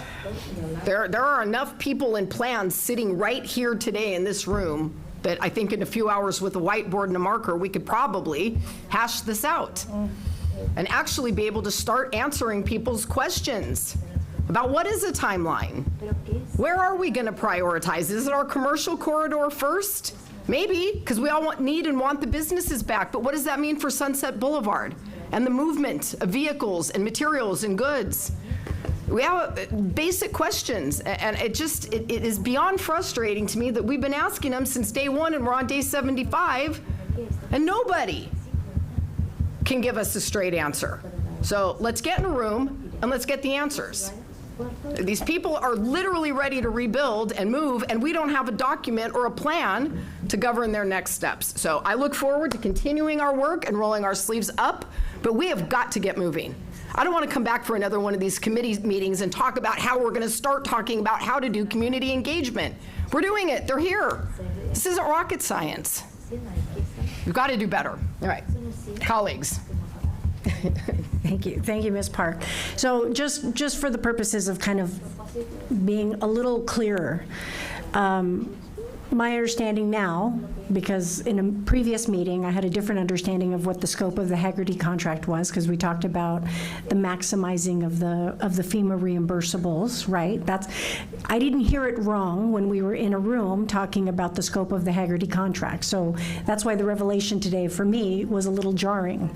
But you're essentially an orchestra conductor with all of our city departments in the room to say, well, no, EMD, you need 6 more positions, including a permanent recovery person. Well, with all due respect to Haggerty, Ms. Parks has been saying this as a general manager for several years as her department has continued to be decimated through the city budget proposals. So I'm glad we got you on deck to basically tell us how we have understaffed and under-resourced some of our departments who play a crucial role. But frankly, what you're doing is convening all of the same departments that we already have who are frankly familiar. The reason why Jim Featherstone is back is because he did play that role previously. It would have been no different if we brought Gary Lee Moore back from BOE to essentially do the same thing. We have the subject matter experts in our city who have done the recovery. It's why Patty Huber in the CAO's office is already prepared and schooled in filing all the FEMA reimbursables, because the CAO's office does that with every major disaster. As she just indicated, we just went through that exercise 5 years ago during COVID. So we are well rehearsed. I'm just trying to better understand what the Haggerty, honestly, what we're paying for, because right now as a city in fiscal crisis with very limited outlook on what the federal government is going to be providing us. These are executive decisions that are being enacted by the mayor's office in the role of emergency recovery. And what I want to encourage my colleagues to exercise greater scrutiny in is the expenditures associated with this, because we understand that under emergency authority, there is no that the mayor's office can instruct and convene these contracts, and they've exercised that. But we have a fiscal responsibility given the health and concerns of our city at this juncture. And what I want to implore my colleagues to do is to really, not being on budget committee anymore, I will say, I, as a member of this council, will continue to scrutinize those expenditures. Because the reality is we need to fund our departments with the staffing level that isn't obstructed by prioritized critical hiring. I understand that the CAO's office is now the only member, the only oversight in the hiring of the positions that are required for some of these departments in order to basically support the work that they're doing to be resourceful for the community. But what I want to ensure is that the CAO's office, and I'd actually like to know from the CAO how many requests for rehires, while we have only approved 2, and the CAO is the only person that's going to be approving these things, have you requested additional resources, Ms. Parks, for EMD to hire up right now, given the nature of this recovery effort? Councilwoman, I have, through the regular budget process. I know through the regular, but supplemental, I asked for 24 positions. To do the amount and the magnitude of work takes more than a dozen people. Oh, I know. But given the city's current fiscal situation, I scaled it back, and I need a minimum of 10. So that request has been submitted to the CAO? It has. And what is the status? I'm waiting to hear back. When was that submitted? We did our departmental budget hearing, and on last week I submitted a memo adjusting the 24 to the 10. Okay. So, go ahead. Excuse me, Councilmember. Ms. Parks is being very reserved. Quite a few of the positions were there was a negative response, and it was a qualitative negative response. It wasn't we know quantitatively, we know what the dollars and cents are. Right. But there was a qualitative opinion not in favor of Ms. Parks having these positions, and people who aren't emergency managers opined about the value or the worth of these positions. I can say that. And I appreciate it because you're here for 120 days and can say that out loud. So I just want to give cover to the city departments and the general managers that are right now in a circumstance where they're being prohibited from hiring the staffing that they need. So my question is, Haggerty, what are you doing to advocate for those positions since you're on retainer through the mayor's office to help in our recovery efforts? If you know that by the way, with all due respect, I didn't need Haggerty to know that EMD was understaffed. Just as I don't need Haggerty to let us know that BOE is understaffed, that building and safety is understaffed, that, all of the above. So my question is, what are you doing in your role, since you've been retained, to basically point out where we are failing to staff appropriately for this recovery effort? Is the CAO inquiring with you, given that you've been retained, to help guide us in this recovery effort? All I would say to that is the CAO has not reached out to us directly as a consultant to do that, but I will say that we provided advisory services to Ms. Park to put together the justification for. So the city hired, the mayor's office retained Haggerty to say, hey, help us figure out a plan in this recovery. You help provide the guidance and the support for EMD to get the appropriate positions, and yet the CAO's office is still saying, well, no, we don't think that's right. I don't know what the hell we're paying for. And this is a really big problem. So I just wanted to clarify, Councilmember, my apologies. The request that Ms. Parks is talking about was a request for additional resources for next fiscal year. My understanding is that that is being considered by the mayor's office as part of the 25-26 budget, which would obviously be coming to council. I understand that. I'm asking about these emergency positions that are related to this recovery. I don't believe that Ms. Parks has requested additional positions interim right now in order to support that effort. I believe the request we were talking about was about new positions for next fiscal year. I did request for 2 vacant EMC1 positions to be filled that were frozen as a part of the prioritized critical hiring, and we were allowed to fill those positions. Okay, so, but in terms of the new positions, you have provided support in order for them? Yes. Okay.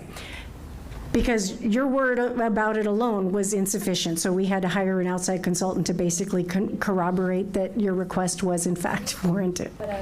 Okay. Right, because we can't just instruct that to be done. Got it. I know we're headed into a tough budget year, Ms. Parks, but don't shortchange yourself. She hasn't. Well, I mean, you self-edited a dozen down to half a dozen. So we need what we need, and we can't do this right if people aren't going to tell us what the needs are and what the resources are, because I'll fight in budget hearings to get what we need. So EMD is about, there's 34 positions, including administrative positions, 31 positions. The city of New York has just under 200 people in their emergency management shop. Not saying that we need to swell to that size, but we are one of the most populous and at-risk jurisdictions in the country. Yeah, and shockingly low staffing levels And what we have given to the size keep in of our mind city. is this is one disaster. Yes. The next one could happen at any moment. It could. And we have to be prepared and ready to respond and recover. That's right. And, Ms. Sparks, let me just say, I think not enough of us have heard your cries for help with your budget and your staffing. And those limitations have been on display, and I just want you to know that this is critical, and it's a priority for me. I think it's a priority for our other members, because you're right, this or some other disaster or catastrophe can happen at any moment, and I need you guys to be well supported and resourced. Our entire city is counting on that. Councilwoman Rodriguez, anything else? Mr. McCosker, go ahead. Yeah, thank you very much. Thanks for all this. Just to come back to the code provisions, it's important for us, I think it's important to advocate for you to make sure that we understand the provisions we're talking about. Under the charter and the 120-day appointment, it's appointments that come through the mayor and the personnel department and actually technically don't touch the CAO, but they're only for 120 days, but they're 120 days every fiscal year. So my sense is that you re-up when you re-up. I think it's also important to know that this PCH, which a lot of us on council have been pushing to eliminate, does have the exception. It's supposed to have the exception for all of these critical positions, but we put ourselves time and time and time again, and we put general managers time and time and time in a position to have to argue for, why these are critical to public safety. You do have a lot of support here, and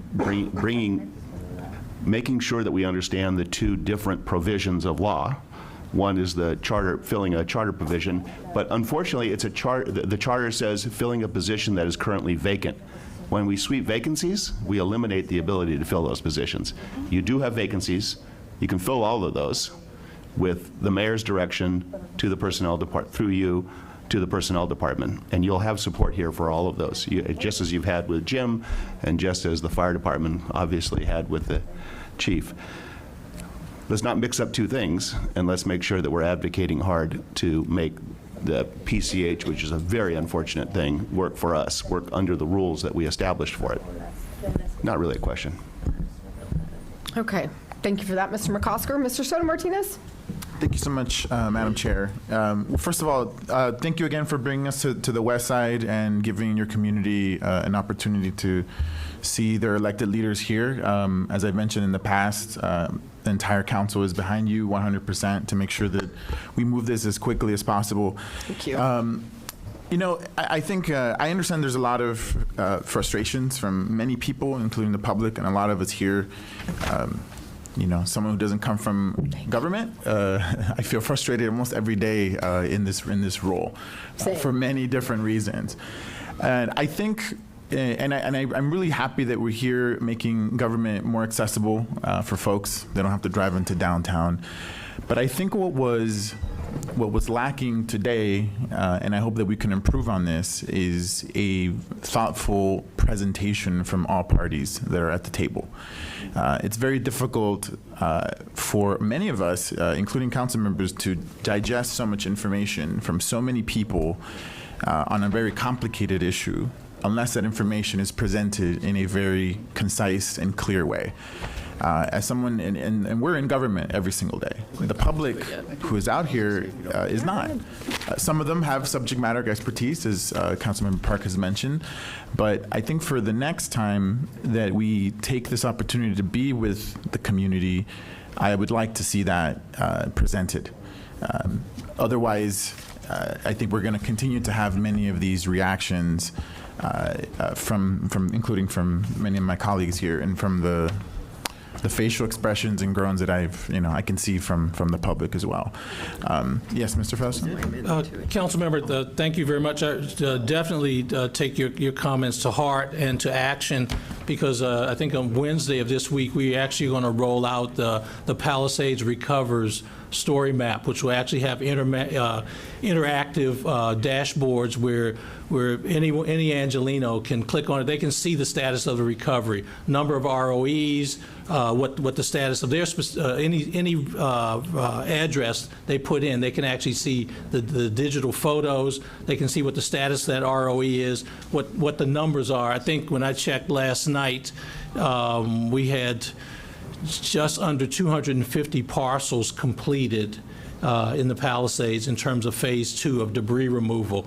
We still had a number that were deferred meaning that there was a hazard there that EPA couldn't take care of. We also showed where EPA, I think it was February 25th, had completed a couple of thousand phase 1 opportunities. So we're trying to put more of a public face on the recovery so that any Angelino can go in and actually look at the data, because now we're getting live data feeds from Army Corps of Engineers, from Tetra Tech, which is the subcontractor for LA County in terms of the ROE process, and also the EPA status of each property.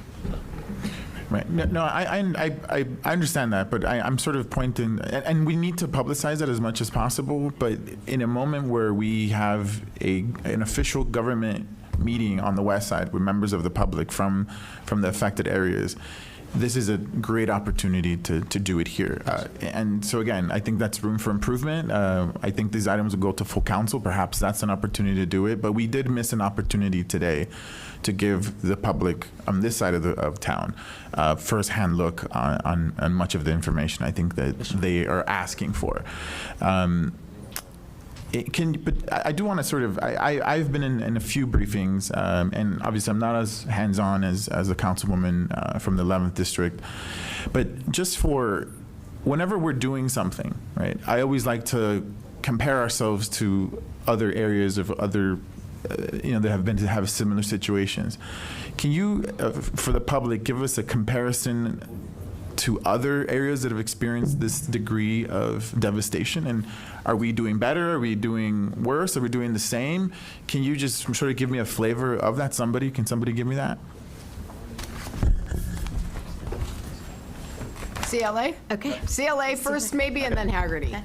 Thanks. Tristan Noack, CLA. I prepared the report investigating the long-term recovery planning efforts in other jurisdictions, notably Sonoma County or Santa Rosa, the town of Paradise, and Maui County. From my understanding, after reviewing these jurisdictions' recovery planning efforts, it seems that we are on a similar vector, though to the point that Chair Park was making earlier about community engagement and timelines. When I reviewed the various long-term recovery planning in other jurisdictions, at about 2 months is when a very structured schedule for community engagement data collection came out. And I'm not sure if there's already something in place for the community engagement approach and how that data will be collected and cleaned and re-presented back to the community. Because that the best way to get community buy-in is to make sure that you're communicating that you're hearing them and that they can affirm that. On the more immediate efforts, I can't speak to our progress on that. Yeah, I don't have expertise. Before you answer, Tracy, I sort of I want to echo many of the things that I heard today from the public.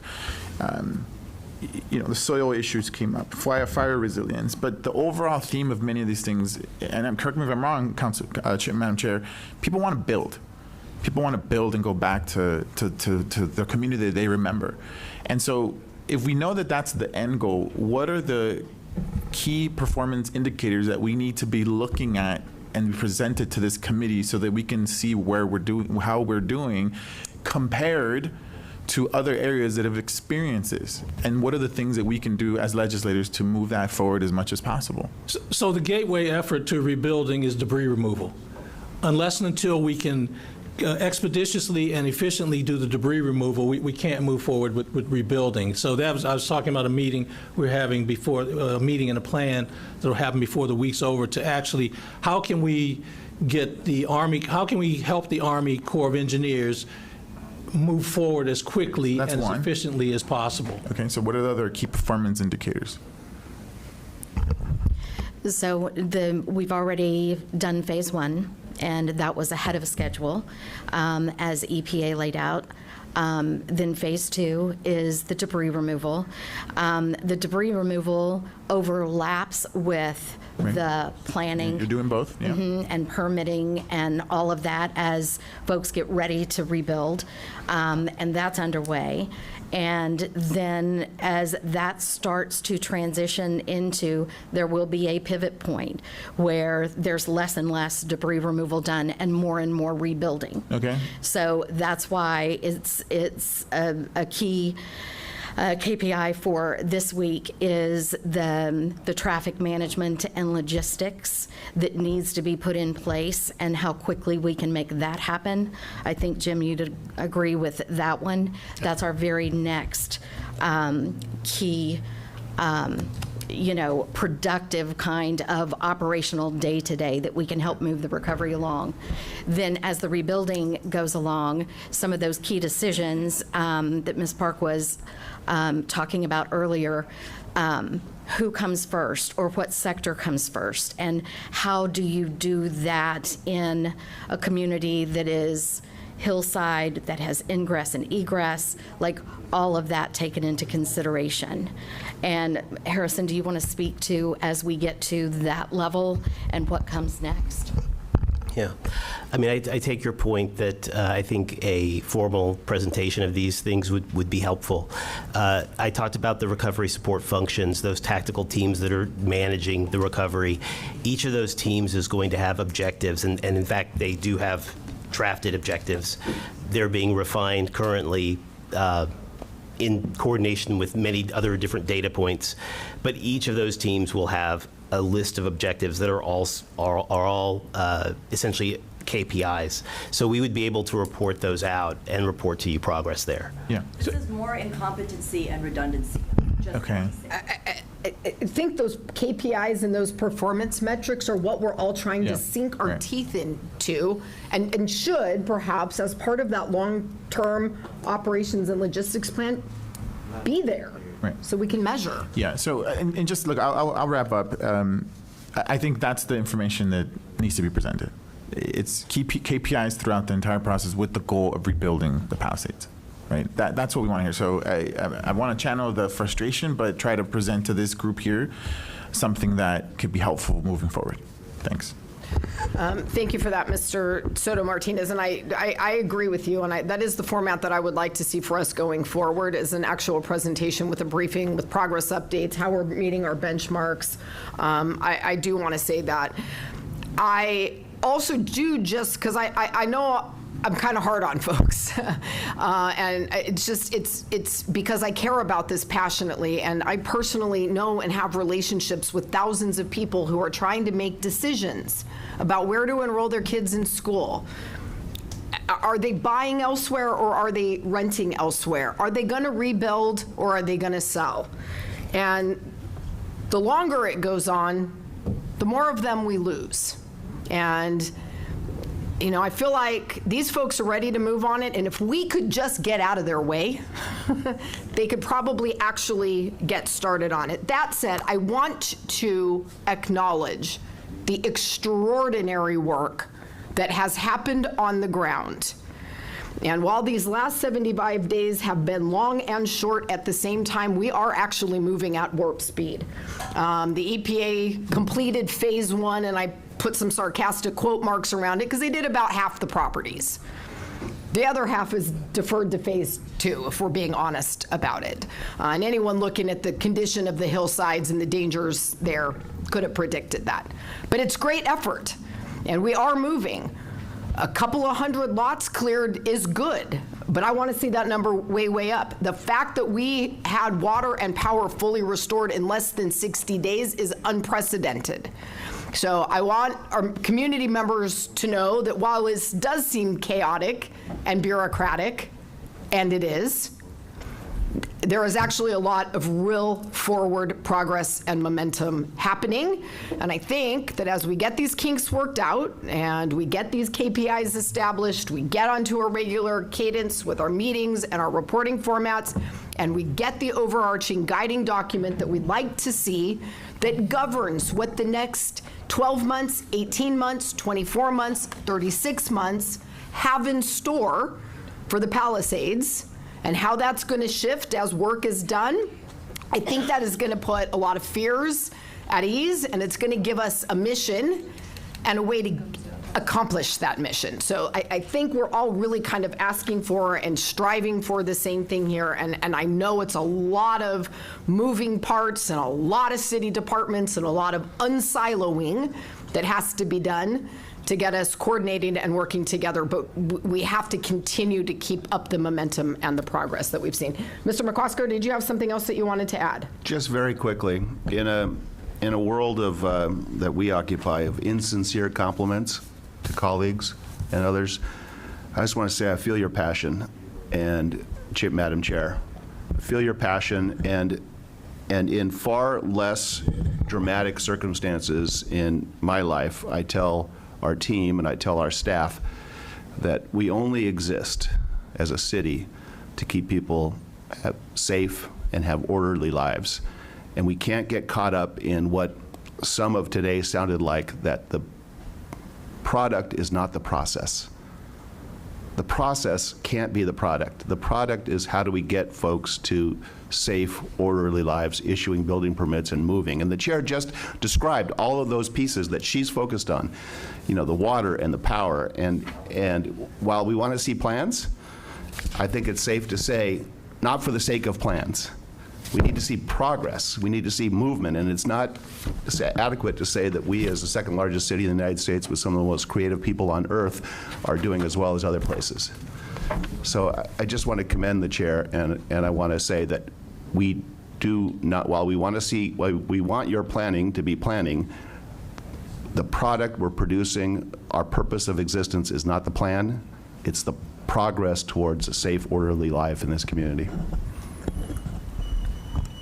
Thank you for that, Mr. McCosker. I couldn't have said it better myself. I don't have any other questions or comments. Anyone else, colleagues?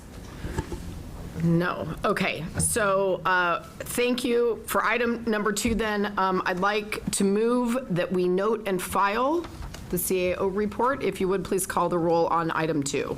Councilmember Park. Yes. Councilmember Rodriguez. Aye. Councilmember Nazarian, absent. Councilmember Soto Martinez. Yes. Councilmember McCosker. Yes. 4 ayes, and this item is noted and filed. Thank you. For item 3, I'd like to move that we adopt the CLA recommendations. If you would, please call the roll. Councilmember Park. Yes. Councilmember Rodriguez. Aye. Councilmember Nazarian, absent. Councilmember Soto Martinez. Yes. Councilmember McCosker. Yes. 4 ayes, and this item is approved. Okay. For item 5, I'd like to move that we adopt the motion. Mr. Clerk, if you would, please call. Actually, I have a couple of questions. Nope, on 5. Go ahead, Madam Vice Chair. Sorry, my apologies. No worries. So help me understand the nature of the Hagerty contract a little bit more in terms of how you're getting paid. I'm sorry. How is the Hagerty contract being paid? How's it being paid? Right.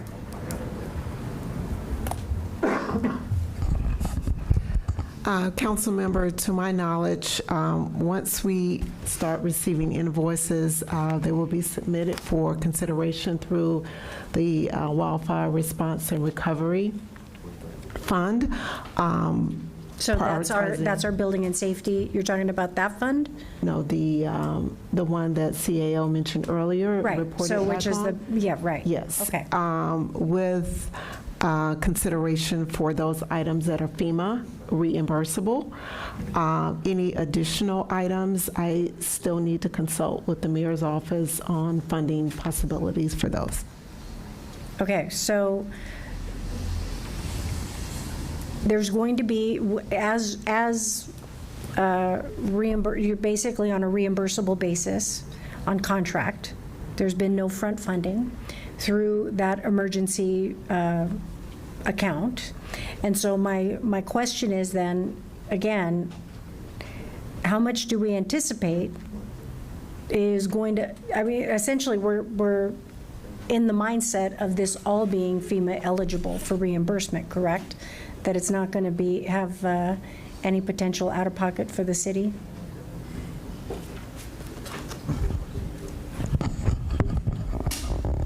So, no, every single dime is not FEMA reimbursable. Okay. So how much are we expecting based on the scope of work? Tracy? I'm not sure whether there has been any sort of a project developed for reimbursement by FEMA. We do everything that's been described earlier today by Ms. Huber and CAO. That's how we deliver our timesheets and our weekly reports to EMD for review, and they are totally usable in framing those requests from FEMA for reimbursement. The final decision-making on eligibility for FEMA reimbursement would be done through the process that was described earlier. We believe that much of the work we've done to this stage, much of it is reimbursable, and we've written narrative and background documentation to reinforce possible eligibility. Okay. Is Hagerty engaging at all with any of the local workforce that is involved with the remediation and cleanup efforts that is currently being conducted in the Palisades? No. Okay. So in terms of your role with cleanup activities and involvement or coordination, right, you're providing some interaction with, for example, Army Corps and whatnot, you're involved in that.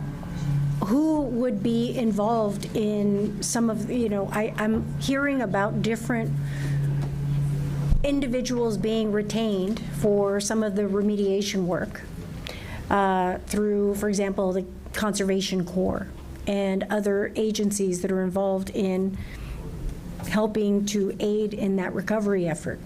My concern is who is involved in engaging to ensure that there is some type of practice or protection for those workers that's involved in that process.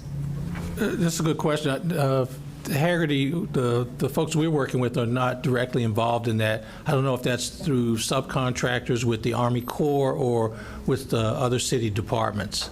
But we don't directly engage with people who are involved in mitigation work or any of the actual hauling or debris removal.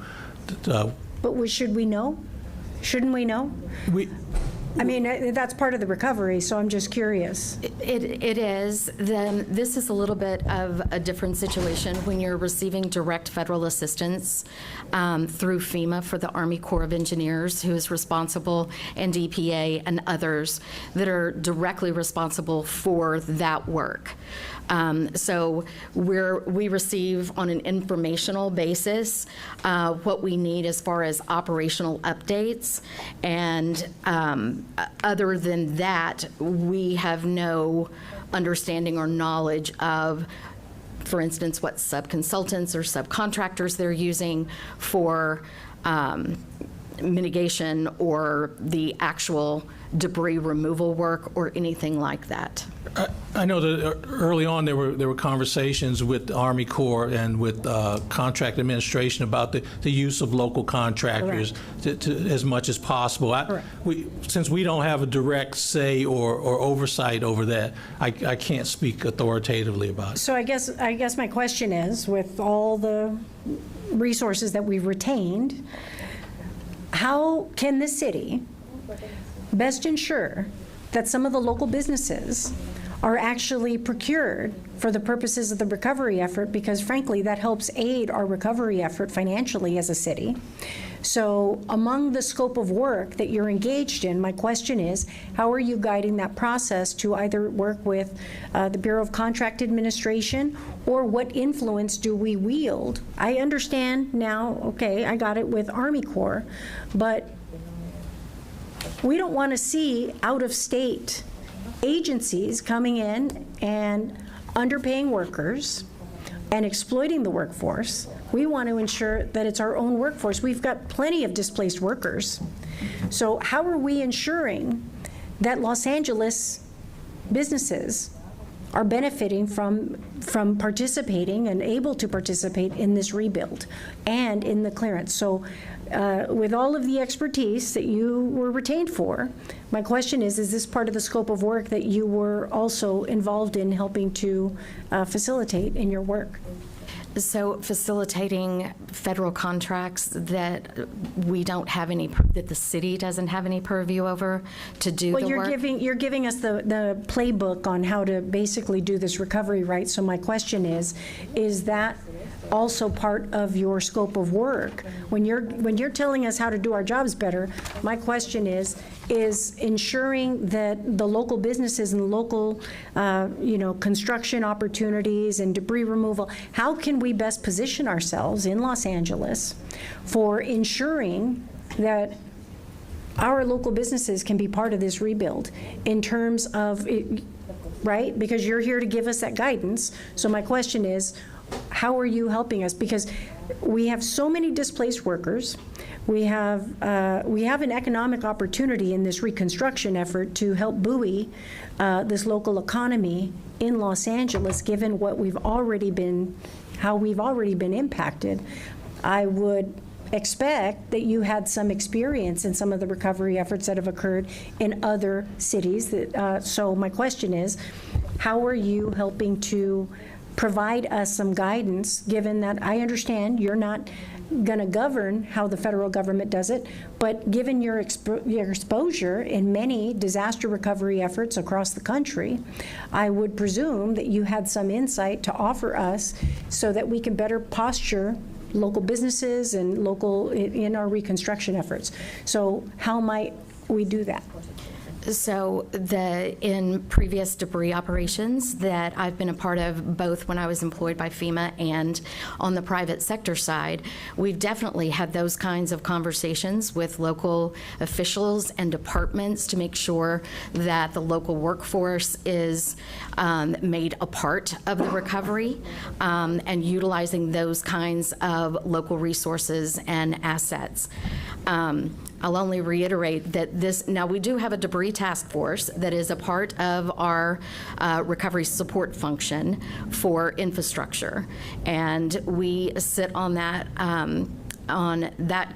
task force along with the county and Army Corps of Engineers and Cal OES. And so what we can do is bring these types of things back to that group of people that do have or may have some consideration in that regard. But as long as it's direct federal assistance, and at this point the mission assignment is not directly even with the city, it's with the county, we can take it back to our partners. So, not to speak for Ms. Phillips, but what we need to do is excellent line of questions, Councilmember, is we need to go back to the debris removal task force and along with contract administration and see what are the opportunities that have been provided and what opportunities can still be provided to invest more in the local workforce. Okay. And we can report back at our next meeting. All right. Councilwoman Rodriguez, I just wanted to mention to you that Bureau of Contract Administration created a list of pre-authorized certified contractors. I think we have some DBS folks here for another matter. Let's ask them what they're doing to engage with our local businesses to get them onto that list. So you said building and safety is here? Yeah, they're here for another item that we haven't gotten to yet. But BCA is involved. Oh, sorry, it was BCA. BCA. Never mind. I misspoke. Different department. Different department. Different department. You're right. I did say that. But you are correct, that list has been established. Yes. So I just want to make sure that we're giving local businesses, I think we all do, an opportunity to get on that list. So if there's more opportunities out there, because God knows we need the help. Can I ask a basic question for you all? Sure. Haul routes, they are not supposed to be using Sunset Boulevard. Brentwood is not a cut-through for haul trucks full of toxic debris or any kind of debris. They are limited to the main points of ingress and egress out to PCH and the freeways. What are you all doing to put a stop to these contractors that are using Sunset? It's not the Army Corps, it's the private sector. But you all are these subject matter experts. You've dealt with this in other communities. What are you doing to put a stop to that? So we've had this conversation, and we brought I think it was at a council, I can't remember where we brought this topic. I think you've brought it up before, and we took it to the debris task force and talked to about what ordinance could be in effect or on an emergency basis or whatever to kind of disrupt that flow from happening. And Jim, which department was that we were working with? So we were talking we actually talked to Street Services and DOT about the haul routes issue. But it's bigger than Street Services and DOT. So that's why I said the meeting later on this week with the Army Corps and Caltrans and DOT will all be involved in that to have more restrictive, but also more efficient and effective haul routes. Yeah. Okay, well, can you, in the meantime, can you get LAPD out there and cite every single truck that's violating the rules? Send a message. And a big display of that. They can identify, I'm sorry to interrupt, you can identify the private ones. They don't have a sticker on the side of the haul truck. Easy to identify. Happy to discuss it. Thank you for that, Larry. And yeah, we'll chat about it offline, but make it a big display about it, a visible display of people getting cited and turned around. We'll send a message to the others to knock it off. We're in charge of this, right? We're in charge of enforcing it. So can we please get a strategy in place? Because it's been going on for weeks now, and I'm tired of talking about it. I just want a solution. And I think my residents feel the same way, which is why we need this document that I have been trying to elicit out of folks. I'm not talking about how we're going to go out and figure out how to do it. We just need the product. Anyone else? Anything else on item 5? Okay. I was going a bit out of order here, so since we're on 5, Mr. Clerk, and there's no other questions on it, I'd like to move that we adopt that motion. I'll have you call the roll, and then I'm going to go back to 4 because I skipped it. So we'll start with 5. Thank you, Madam Chair. Councilmember Park.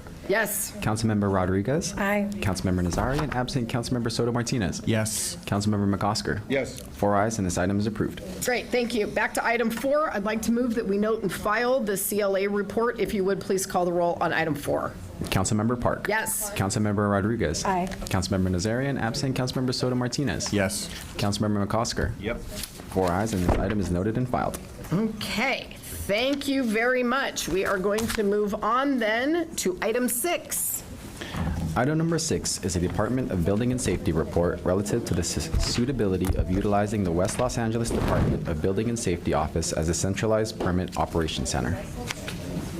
All right, thank you, Mr. Clerk. I think we have John Waite from DBS with us. Come on up, Mr. Waite and company. And thank you to our other departments in Hagerty for being here. We will look forward to having you back next time. A little bit more info. So, thank you all, John, for being here and preparing this response to my motion asking the department to explore the use of the West LA DBS office as a disaster recovery permitting center. I'm really glad that you've all moved forward with that location. I've had the opportunity to go over there and to visit. Really nice to see departments out of their silos, all working together, talking to each other. It's been nice to run into families there who are going through the process, but really encouraging to see, knowing that we have to have expediters still when this is supposed to be an expedited process, but literally coming through with wagons full of plans to get in the queue with. So that is encouraging. Would love to find out, do you guys have any estimate or are you tracking how many folks have been through the center? Oh, yes, absolutely. And just good afternoon, council members. Glad to be here. Happy to answer any questions you Thanks. have. And if you just want to give us a quick update on what it is you've been doing over there, and Sure. I'm happy to just let you have the floor and give us that briefing on it. Right. And with me, I also have Ben Fan, who oversees the Permitting and Engineering Bureau. So yes, absolutely. The total number of customers served so far to date since the opening of the one-stop office is 3,004. Oh. Very good number. That's total. That's Palisades and everything else that comes in. Total number of customers served Palisades related is 1,537. And the total number of customers served specifically by LADBS is 10,047. Out of those customers served, there have been 86, got a little dyslexia there, 86 unique sites have submitted applications, and with a total of 103 applications submitted to date. We also have issued 4 permits, and 3 of those are building permits, and 1 of them is a demolition permit. Great. So I think one of the things that would be really helpful, and I have spent time browsing other communities that are part of this Sucks Club that we're in now too, but the online dashboards that show the progress, number of permits applied for, in the process, issued, types, rates of completion on those sorts of things. A lot of those communities have those types of dashboards. Is DBS working on something similar for the city? Yeah, we already have it there. So if you go on to ladbs.org, you will see a very comprehensive report of all the projects that have submitted. It actually has a map that maps out what areas they are, whether they're in the Highlands or in the village or whatnot. So you can go on there and you can specifically see the site on the map, look up the address, see the type of permit. So it's pretty comprehensive. Great. So you heard it here, folks, ladbs.org. You can go there as a starting point to check process and types of permits and that sort of things. So I'm sorry, if you said it, I must have just missed the detail. How many permits for rebuilds in Pacific Palisades have been issued since January 7th? 4 have been issued. 4. Doesn't seem like very many. Since January 7th, only 4? Why? Given how many thousands of people have been through the center? Why 4? Well, again, only 86 sites have submitted applications for permits. All of those applications have been reviewed by LADBS within 6 days. We generate the summary clearance sheet and notify the applicants or owners of what types of clearances they need, whether it's DWP. Generally, they don't need planning, but whether it's fire department or any other department. And that's where they are at this moment in time. They're seeking those clearances, or perhaps they're putting together their plans to submit to those departments. They do have the opportunity when they come in turnkey with a plan for development to submit to those, but LADBS, we have, like I said, we turn them around 6 days, but we have to notify the customer where to go to seek those clearances and where to submit the plans to those other departments. Wasn't the point of putting everybody into the recovery permitting center to streamline this so they wouldn't have to go out and go to a bunch of other departments? I thought the whole point of this was to get everybody in the same room and get it done. What is the problem? The customer may not be ready to submit to DWP when they come in, or another department.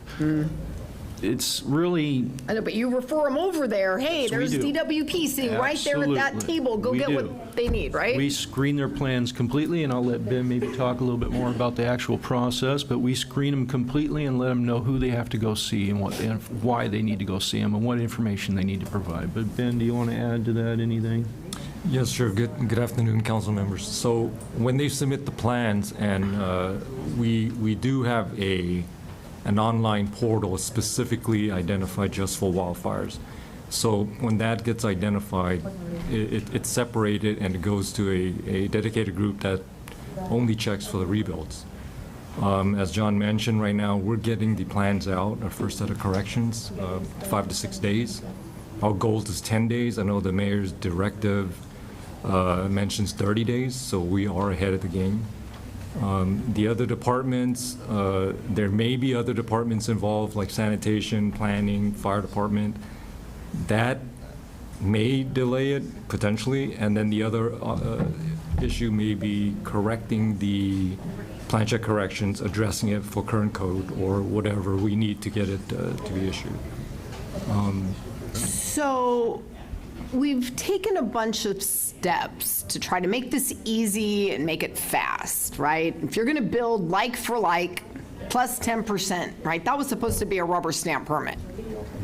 We've worked very closely with the governor and state legislators so they could fix the state law that prevented property owners from accessing plans and records that we already had on file as a city. And so the point of all of that was really just so folks could have what they had before and go get started without having to make a bunch of other stops. So is what we're seeing here because people are proposing something bigger or different than they had before? Or is this just the delay and inefficiencies they're going to have to deal with to rebuild what they had previously? So I can answer that, John. So it's a mixed bag. We do have plans submitted that are identical plans to rebuild. Let's say they built something recently. Those are moving very quickly. Those are eligible projects like for likes. There are a lot of them, and I would say over 50% of them are not like for like. They are outside of the 10%, which means, we need to check that for current code. And along the way, they may be encountering clearance issues with other departments because they are not the eligible project criteria. It would also subject them to coastal requirements. Right. As well. Potentially with coastal and CEQA, correct. Okay, well, if that's, if only half are going to do a like for like, you heard it here, guys. If you're going to do something else that's bigger or different, you're in the old usual process. So I encourage folks, if you're eager to get back and do it quickly, your pathway to efficiency is the like for like, right? That is correct. Okay, thank you for that. I think the 6-day turnaround is great. That is remarkable. I'm just really stumped that it's only 4. Because we've been telling people really since we began the process of accepting ROEs, don't wait, go get your permits now. We don't know when your lot is going to be cleared, but the day it is, and you get that check off, you can get started. So I'm really surprised to hear that number. Is there anything you can offer or suggest that might help? Because we're going to lose our audience if we make this any harder for people. So do you have any ideas for us?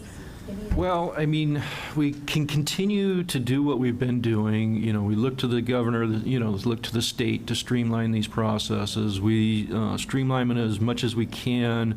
Like coastal, that was a big help.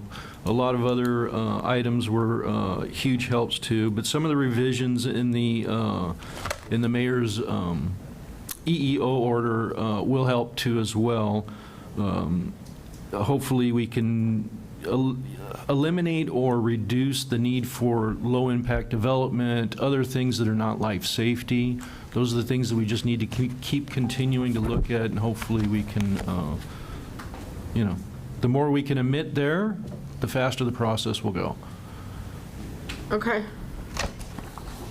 One of the questions that I have is about waiving permit fees.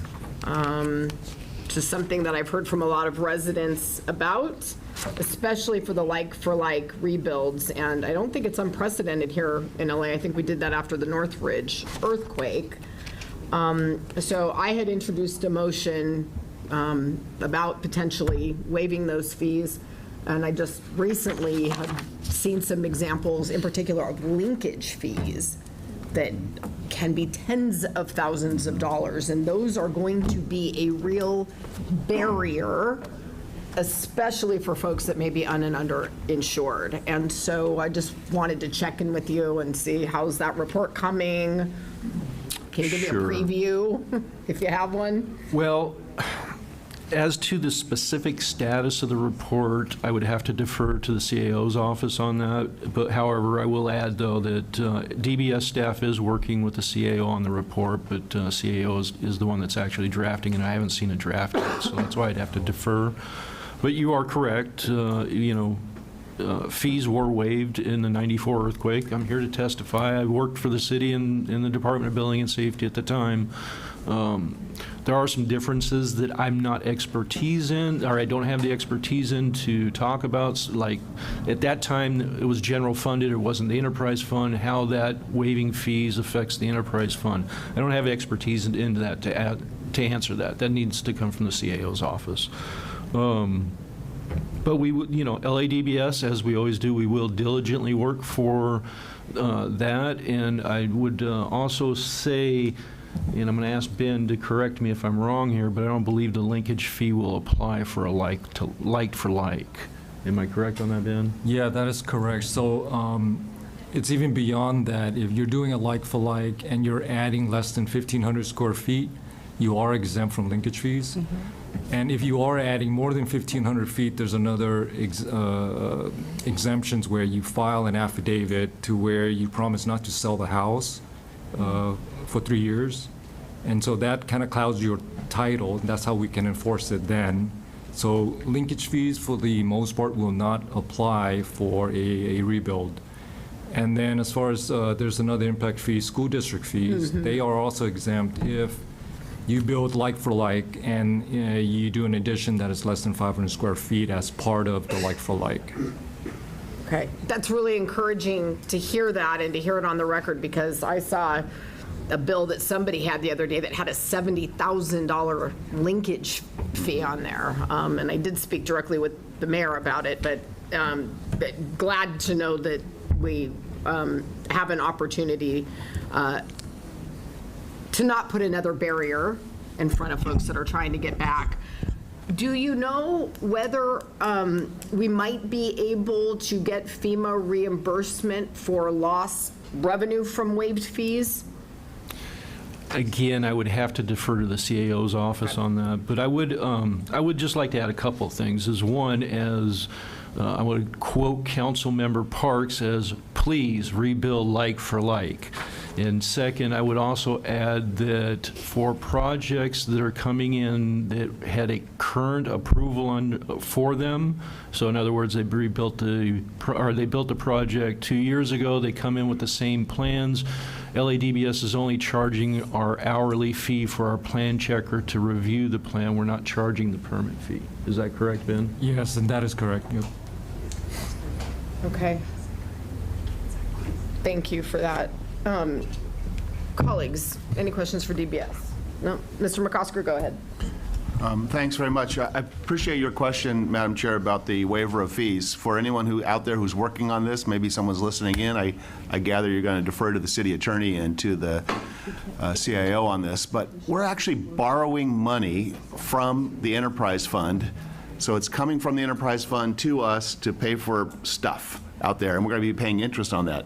It would actually be cheaper and more efficient for us to say that we are going to waive fees, even if we are going to repay it out of the general fund. It would move along this process faster. So that's out in the ether to say that there is nothing any different than waiving fees and paying it back, except it's actually more efficient than us borrowing money and then paying for services. So thank you. Not a question. I'm just using you as a foil to say, let's get moving on this thing. Yep. Thank you. I have a couple more questions, colleagues, unless any of you do. Okay.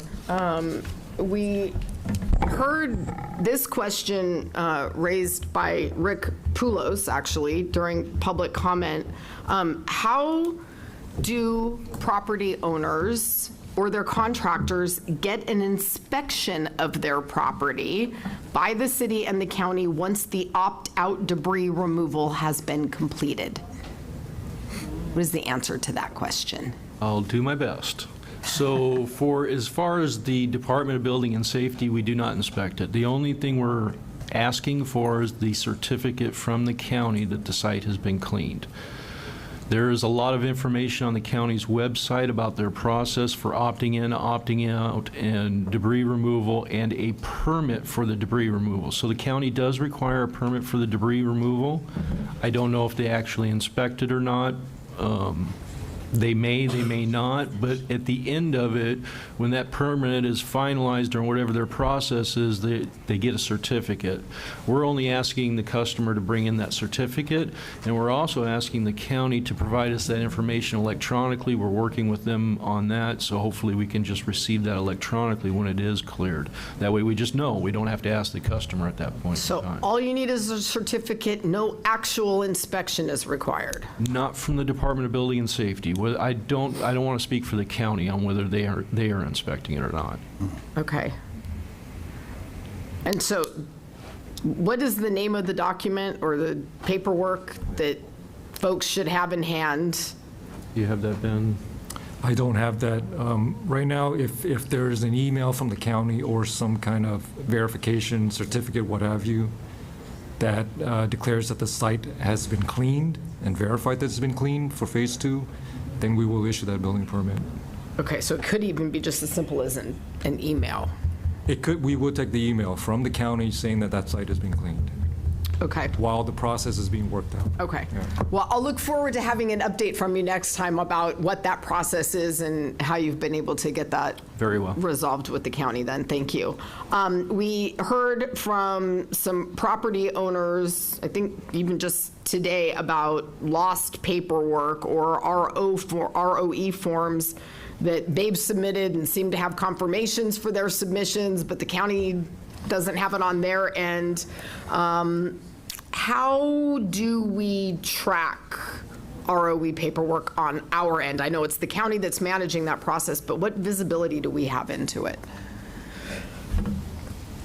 I'm afraid I don't really have an answer for that. I mean, we could, you know, I can reach out to the county and ask them that, but at this point in time, I don't really have an answer for that. We don't. On a weekly basis, the county does send us a spreadsheet of what permits they've issued for phase 2. And that's all we can go based off of at the moment, until some kind of a comprehensive database is developed. I think they're creating one. It would be great if they would share it with us, because I think we're getting the same report, right? Which is a list of properties that have submitted documentation, and we're trying to literally contact everybody else who's not on that list to nudge, because deadlines, and 1, and 2, we need an answer. So we know the scope of who's working within the government system and who's not. Is the county at the one-stop shop? Is someone from Public Works? They are not. No, they are not.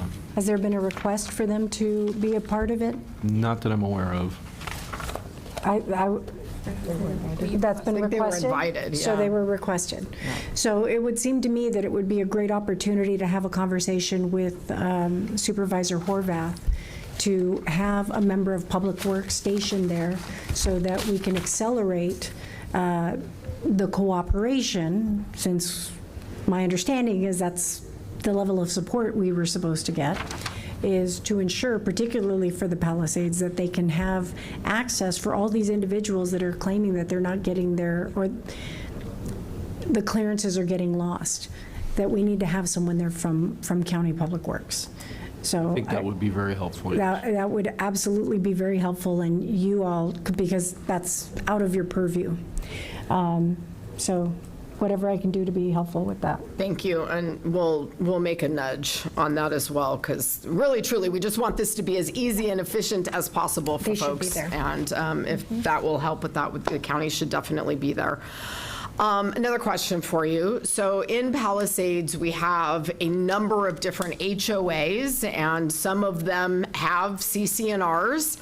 I know DBS doesn't enforce on CCNRs, but is there some reason that you can't notify homeowners associations when applications are submitted or when permits are issued in their geographic area? Or could you put some kind of an advisory in your paperwork, just letting people know you may be subject to CCNRs? You don't have to tell them what they are, or just let them know that they may exist. Is that something you can help us with? I would have to check with the city attorney on that and get back to you on that. Is there some reason you can't contact an HOA and say, hey, we've had, activity in your geographic area and we want you to be aware of it, so they can go out and find that person and let them know?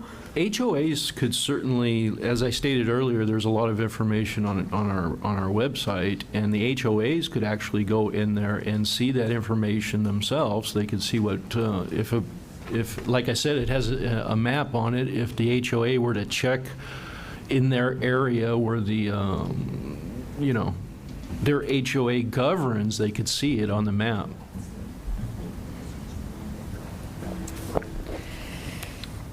Is there any reason you can't affirmatively let folks know, HOAs know? Again, I'd want to check with the city attorney on that. Okay. just because they are regulations that are outside of the purview of the Department of Building and Safety. I would want to be clear that that is something, an action that the department should or should not take. Okay. I think that was it on my questions, colleagues. Mr. McCusker, Mr. Soto Martinez? Thank you. Give the instruction anyway? Okay. All right. So thank you, colleagues. I think what I'm going to do here is move that we note and file the Department of Building and Safety report. And thank you for that. And thank you for coming all the way to the west side today to be here and be present with my community. I'm going to move that we note and file this, but I would like to add the following instructions. 1, in response to the quarterly reports requested in Council File 25-0006-S68, Park Rodriguez, instruct the Department of Building and Safety to provide the following information to EMD. The number of appointments and visitor drop-ins at the West LA Disaster Recovery Permitting Center, number of permits issued for reconstruction, and average number of days it takes to review initial submissions for reconstruction projects, and you did a great job with that today. And 2, I'm going to go ahead and give the instruction that the Department of Building and Safety notify HOAs upon the filing of an application for a rebuild. This is a real concern for many of our Palisades communities, and we want to be as proactive with it as we can. And do we have a second? Second. Thank you, Mr. McCosker. Mr. Clerk, if you would please call the roll. Councilmember Park. Yes. Councilmember Rodriguez. Absent. Councilmember Nazarian. Absent. Councilmember Soto Martinez. Yes. Councilmember McOsker. Yes. 3 ayes, and this item is approved as amended. All right, we are chugging right along, gang. Let's move over to item 7. Mr. Clerk, if you would, please read the item. Item number 7 is a Office of Finance report relative to an update on the Wildfire Business Tax Relief Program. All right.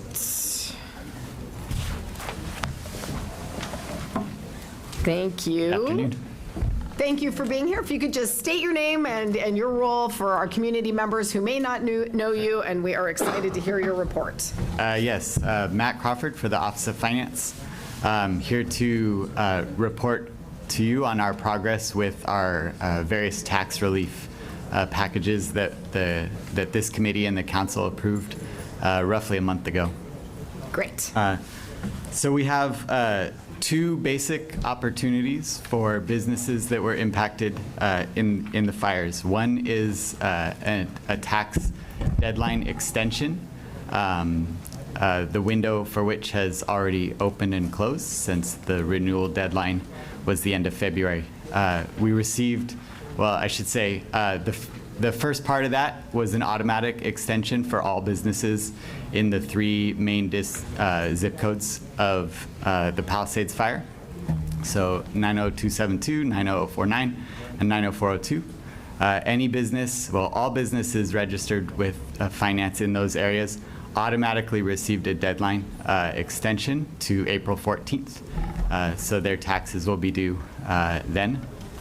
And then we opened it to the rest of the city for any other businesses outside of those zip codes who were directly impacted by the fires that needed an extension to submit a request, basically explaining their situation and why an extension would help them. We received approximately, we received 782 requests for the extension. We approved roughly a third of them.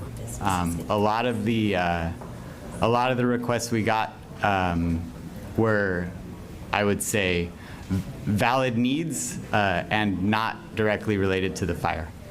So that's kind of the situation with the extensions. Again, that extension window is closed as the deadline to request it, which was February 28th, has passed. The second part of the second option for tax assistance is actual tax relief. So this program that we designed off of what was done in response to the '94 earthquake. Essentially has the impact for the business of waiving their 2025 tax liability completely. So the mechanics of that are we would actually sunset the tax account on December 31st of last year, and then assuming the business reopens at some point, we will set that business up again in our system, and you can continue on doing business, but your 2025 liability will be waived. So that's the really short explanation of how we're doing that. We did send, after the relief was approved, we sent emails to every email we had attached to a business in any of the 3 zip codes in the Palisades, as well as the zip codes impacted by the other fires at the same time. We ended up sending about 16,000 emails. I think the numbers are in the report. About 13,000 of those were actually ended up being valid current emails. The vast majority of those emails we can see through analytics were actually opened. So we know that at least most of them didn't actually just go into the internet ether. Wish people would open my newsletter with that kind of a success rate. When we do look for having more than 12,000 emails opened, we have had a pretty small number of applications. We are at the report at the time of writing the report, we are at 164 applications. Actually, just received email this morning saying we got 20 over the weekend, so we're pushing up towards 200 total applications. We've been approving those applications at the rate of 50 to 60%. A little more than half of them are getting approved. And it's my understanding from talking to the folks that are reviewing those that a fair number of those that haven't been approved are actually haven't been rejected, but we've asked for more information. Just for the folks listening, we've really positioned ourselves in terms of what we're asking for is just some validation that what you said happened.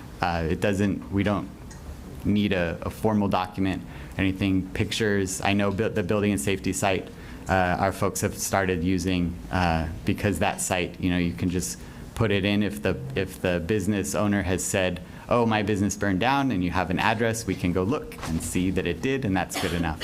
So we've really tried to make it a one-step process. It's a simple form on our website. Just fill it out. We'll take a look at it. We have 4 of our principal tax compliance officers, high-level folks that are able to handle all of these. It's my understanding that the longest delay we've had in reviewing this is 2 days. So with the volume the way it is now, we have no problem reviewing them basically immediately. But candidly, I think we expected a higher volume, and I hope we get a higher volume. The deadline to request that is also April 14th. So businesses have about 3 weeks left to request it. We did also look after the deadline. We queried the system just to see how many of those businesses in the Palisades area have actually went ahead and renewed their taxes and paid their taxes. And approximately 3,500 of those businesses actually went ahead, renewed their taxes for the year. So they're all cleared. They did that by February 28th. Pretty consistent with what we expected. So. About 2/3 of those actually owed some taxes, and 1/3 had no liability anyway. And so if you have no liability, the relief is somewhat irrelevant for you. And that's out of how many total businesses in Palisades area? Roughly 11,000. Amazing. Wow. Oh, it's pretty good. Was there anything else? I just want to make sure that I covered kind of the things to do. I really think for folks that haven't renewed, obviously there are a lot of businesses that have not renewed yet. We hope that most of them will apply or submit a renewal, and we can take care of that for them. We're definitely set up to be as generous as we can with folks that are coming to us now. And thank you for that, and we appreciate that very much. I really appreciate the outreach and the effort to get directly to the businesses.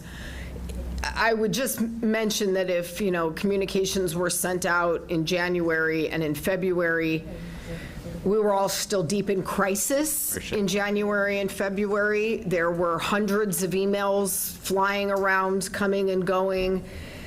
Whether it was opened or not, folks may or may not have retained. And so in light of future deadlines that are looming, I might suggest we make another big push.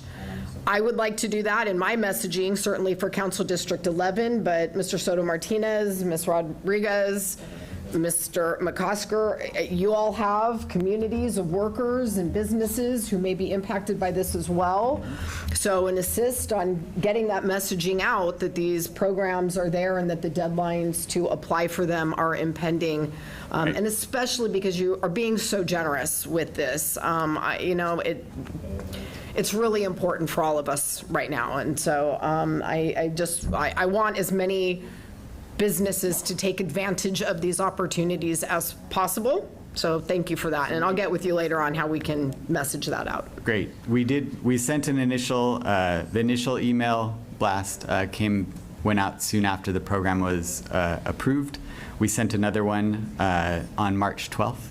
And we plan to send another one probably first week of April. Great. Just to cover those bases. I think just so that folks in the community who may not be aware of it and don't want to try and track it down, for the relief, the basic categories there are two basic categories.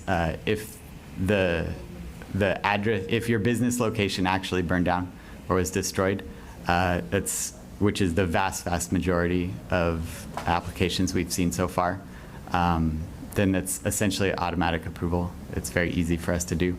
The second category, to try and cover some of the folks I think we heard a lot about earlier, businesses that maybe don't have a location that could burn down, or contractors, the gardeners, the housekeepers and things, where their business has been destroyed, but not physically destroyed. That is also an opportunity for relief. So if that's your situation, you can go ahead and file it. Obviously, it's a little harder to demonstrate that than to demonstrate that your location burned down. But we're still looking at those and still open to hearing the argument, and anything that can be demonstrated, we'll go ahead and approve those as well. Great, that's fantastic. And if folks didn't submit the right paperwork or enough paperwork the first time around, do you go back to them and give them a chance to say, hey, can you get me a little bit more here on this? Yes, definitely. Yeah. Good. So I have a bakery in Venice that almost all of its distribution was in Palisades. Massive interruption for this little bakery. That's a business that would qualify and should get their paperwork in ASAP, right? For sure. Got it. Okay, hope y'all are listening to that out there in the universe. I don't think I have any other questions, colleagues. None? Well, that's great. None? Okay. Thank you for this. We really appreciate the support, especially for our small business community, and all of the workers that are impacted by this. It really, truly, it makes what is a horrible set of circumstances a tad easier for folks. So thank you very much for that. Okay. All right. I will move then, colleagues, that we note and file the Department of Finance report. Mr. Clerk, if you would, please call the roll.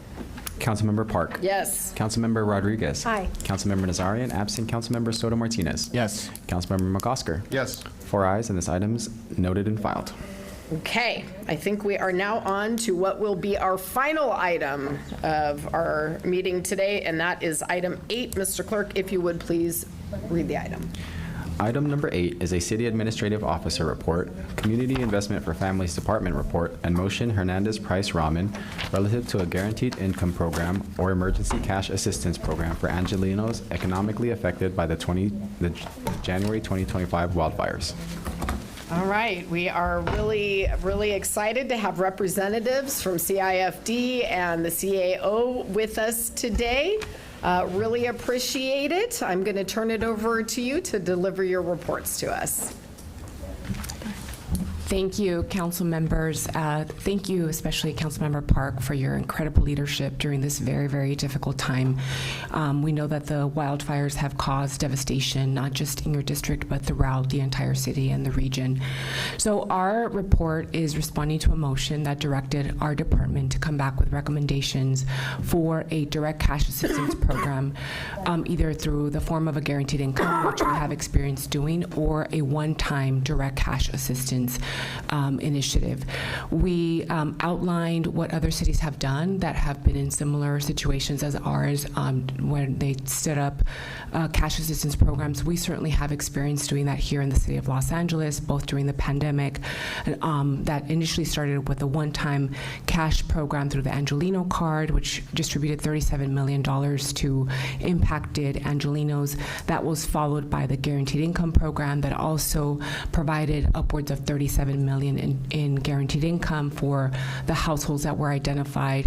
And then we're working closely right now with our colleagues at the Economic and Workforce Development Department and the County Department of Economic Opportunity to support the Impacted Worker Relief Fund and small business support that they've also been made available.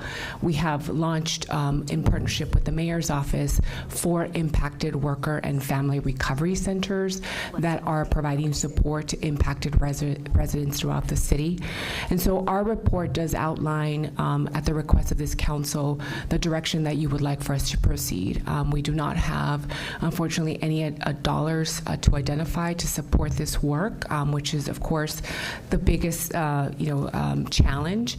And but we do want you to know that we are in a position to stand up a program as small or large in terms of the funding that is made available. And I also want to say that we are working with the Mayor's Fund. We applied for a separate grant. We know, again, because of the limitation of the challenges with the federal fund right now, we are looking at a $3 million grant that we've applied for this purpose. So if that becomes available, then we would, of course, report that to the council so that you can make the most informed decision. The reason that we identify general fund dollars as one option is that we cannot use federal funding to offer direct cash. We can use general fund dollars because we have a declaration of emergency right now. It does allow for us to provide direct cash assistance if general fund dollars are identified. We can use other federal funding if those are identified as well and made available, but those would have to be issued through a third party, the way that we've done rent relief programs in the past. But we do have an opportunity if that is, again, the direction of the council and the mayor. All right, thank you for that. And I would just really, really encourage you to keep eyes on, and we certainly will too, and we'll feed that information to you, but applying for grants through the philanthropic sector with California Community Foundation, Fire Aid, Change Reaction. We've done a lot of direct financial giving with them here in my council district. I know others have worked with them in the past as well. So I think there are real opportunities inside and outside to fund the type of direct benefit program that you're talking about. So I just really encourage you to keep your eyes out for those because there's a lot of good work being done there. Yes, absolutely. If I can add, Councilmember Park, we do have some of the organizations that have already stood up their own cash assistance programs, and we also consulted with the Alliance for a Better Community, with Inclusive Action, who's here. The county as well already did a phase 1 and is currently in phase 2 of their impacted worker relief fund, and they're oversubscribed. So the need is massive, and so any additional support that can be made available. We also cited the numbers that the UCLA Latino Policy Lab has issued, a report that upwards of 30,000 jobs may have been either temporarily or permanently lost between the 3 fires, not just Palisades, but in the Malibu and the Eaton fires. And again, when we have met with impacted individuals, the first thing that they ask for is some immediate cash relief. Even those that are able to apply for FEMA are having a hard time accessing the resources through FEMA. We've heard repeatedly. And then we have a lot of families that are mixed status families that may not be eligible for FEMA relief or unemployment insurance. I hear you. A lot of need, spread far and wide, and I think, to the extent that you can coordinate and program with other government and non-government side groups and organizations that are doing that work to spread the resources to all of the places that they're needed is going to be really important. I don't want to see it all, the giving concentrated in one area over another or running duplicative programs. I want to make sure that we are all stepping up and working together to cover as much of the holistic need as we can. Absolutely.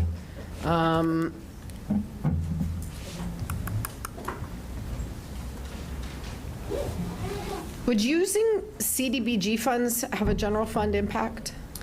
No. The use of CDBG is a potential option. We would come back with recommendations on how to structure a program that would use CDBG. Right now, because of the declaration, we have for a 1-year period, HUD did lift the public service cap.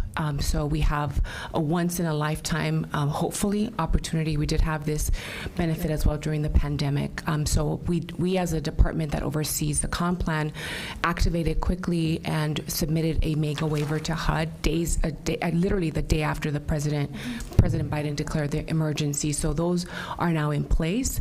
What we would identify are any savings from programs, CDBG programs that have savings. So because of course there is an impact, or come back with recommendations. We would hate to take away from a vested CDBG project, but there are cases where we have program savings or project savings from programs that have fully completed, and those dollars could be made available to be redirected for, again, it would not be a direct cash, maybe a rent relief program or another type of direct public benefit program. Great, good to know. Another question about TFAR. How is that pot of funding already committed to projects? And if it isn't, how can it be used to fill our existing budget gap? I can speak to that briefly. We looked at that funding source. They have been allocated. There was a report from the CLA last August 2024, and most of those resources were allocated for projects in the eligible council districts. We did see that there was a certain amount that was set aside for a citywide council project or program. We have to look into that further to see if that pot of money is still available, as well as the funds that have been allocated to the other council districts. We want to see if there's any that have available balances that were unexpended, or maybe a project or program fell through. So that's something that we still need to look further into. Okay, all right. Thank you for that. I don't have any other questions, colleagues. Councilmember Rodriguez. Thank you.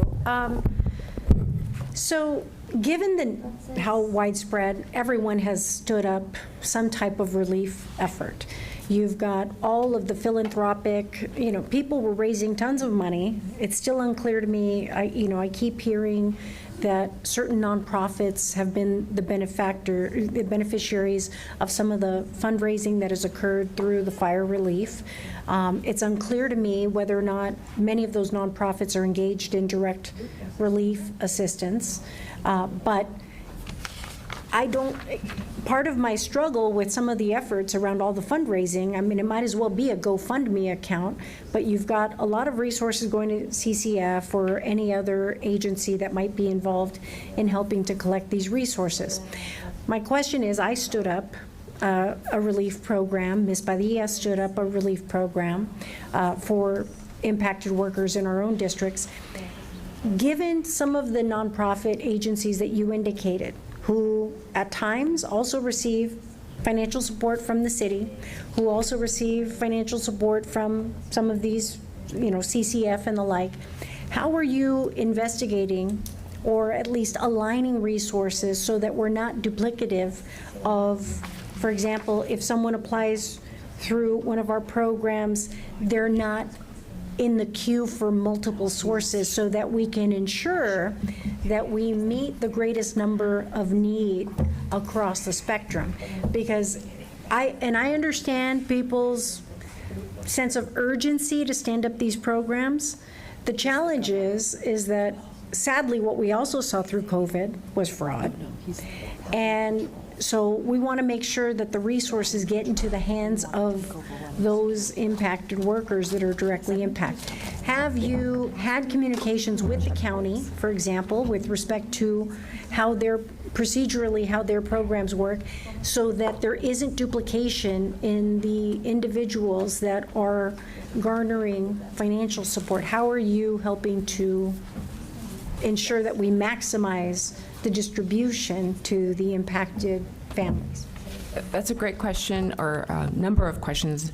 What I will say is that we are engaging with our community partners that have stood up. We don't fund all of the organizations. We know that there's a wide range of organizations in the region that have stood up, but we are in touch with many, those that were mentioned and others in our report.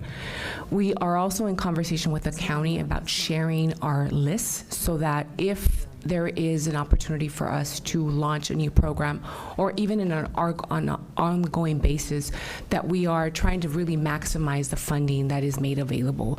The county, one potential strategy, if we were to partner with the county, for example, is we can take the list that they currently have, because again, they're oversubscribed, so we would avoid duplication by not opening up a new process, but by simply extracting the applications that the county has that they don't have funding for. They're still raising money, but they've already depleted their resources that they've allocated, so that we can fund those applications that are City of LA residents that are eligible. So that's one potential strategy.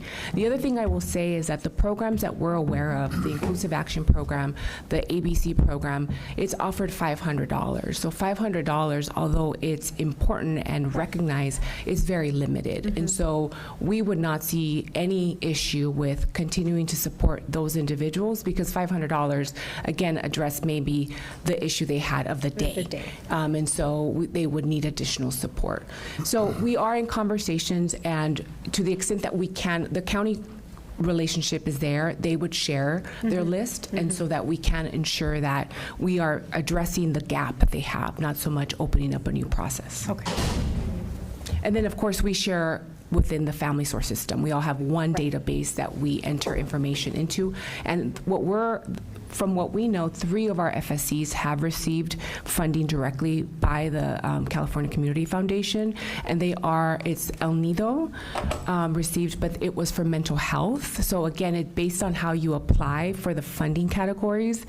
New Economics received funding, and they offered some direct cash assistance. And I want to say Breezy is a third organization that we're aware of that has, and they are maximizing those resources and getting that money out to the constituents that they serve. All right. Mr. Soto Martinez? Thank you so much, Go ahead. Madam Chair. Thank you so much for the reports and just a brief presentation here.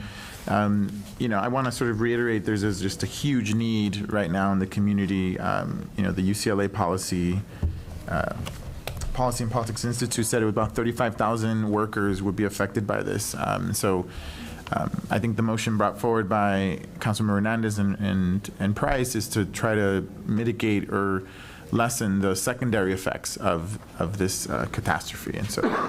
And as you mentioned, many of these families are mixed families. They don't have access to unemployment, and then even those programs that exist are now even more at risk. And so I think we absolutely need to do as much as we can, or at least look into the ability to try to do that. And so I have a motion that I've introduced to the clerk that I want to sort of entertain with this committee. If we can read it into record, please.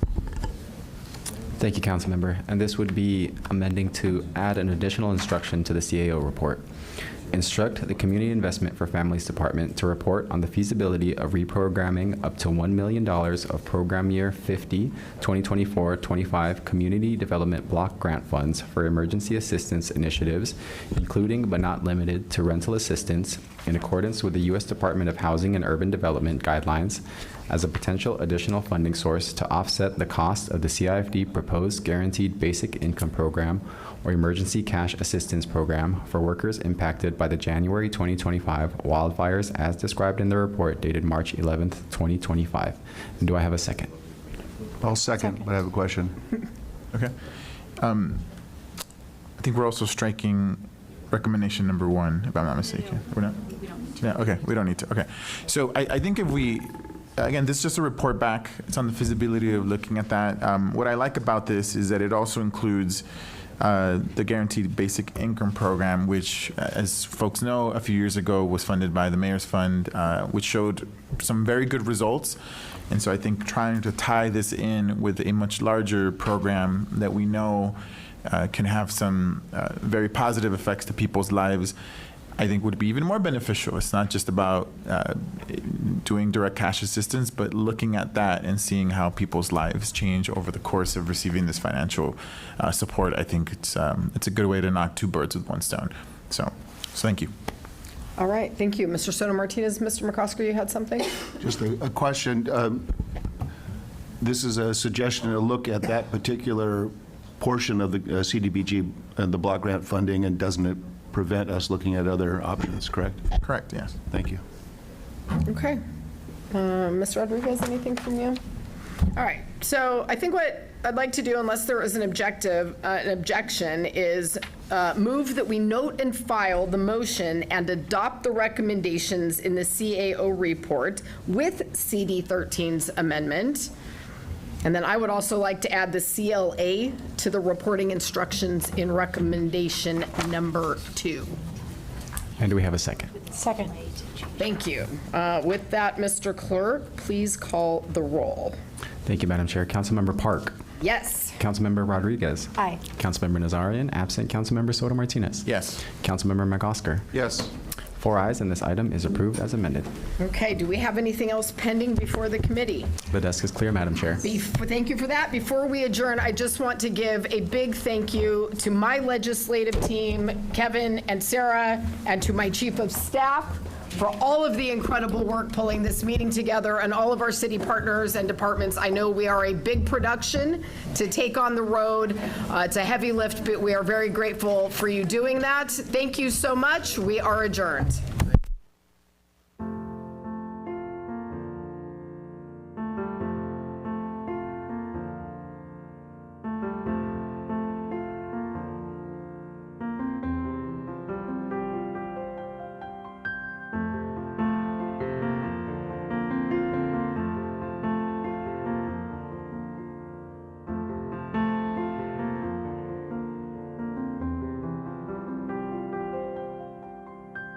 you.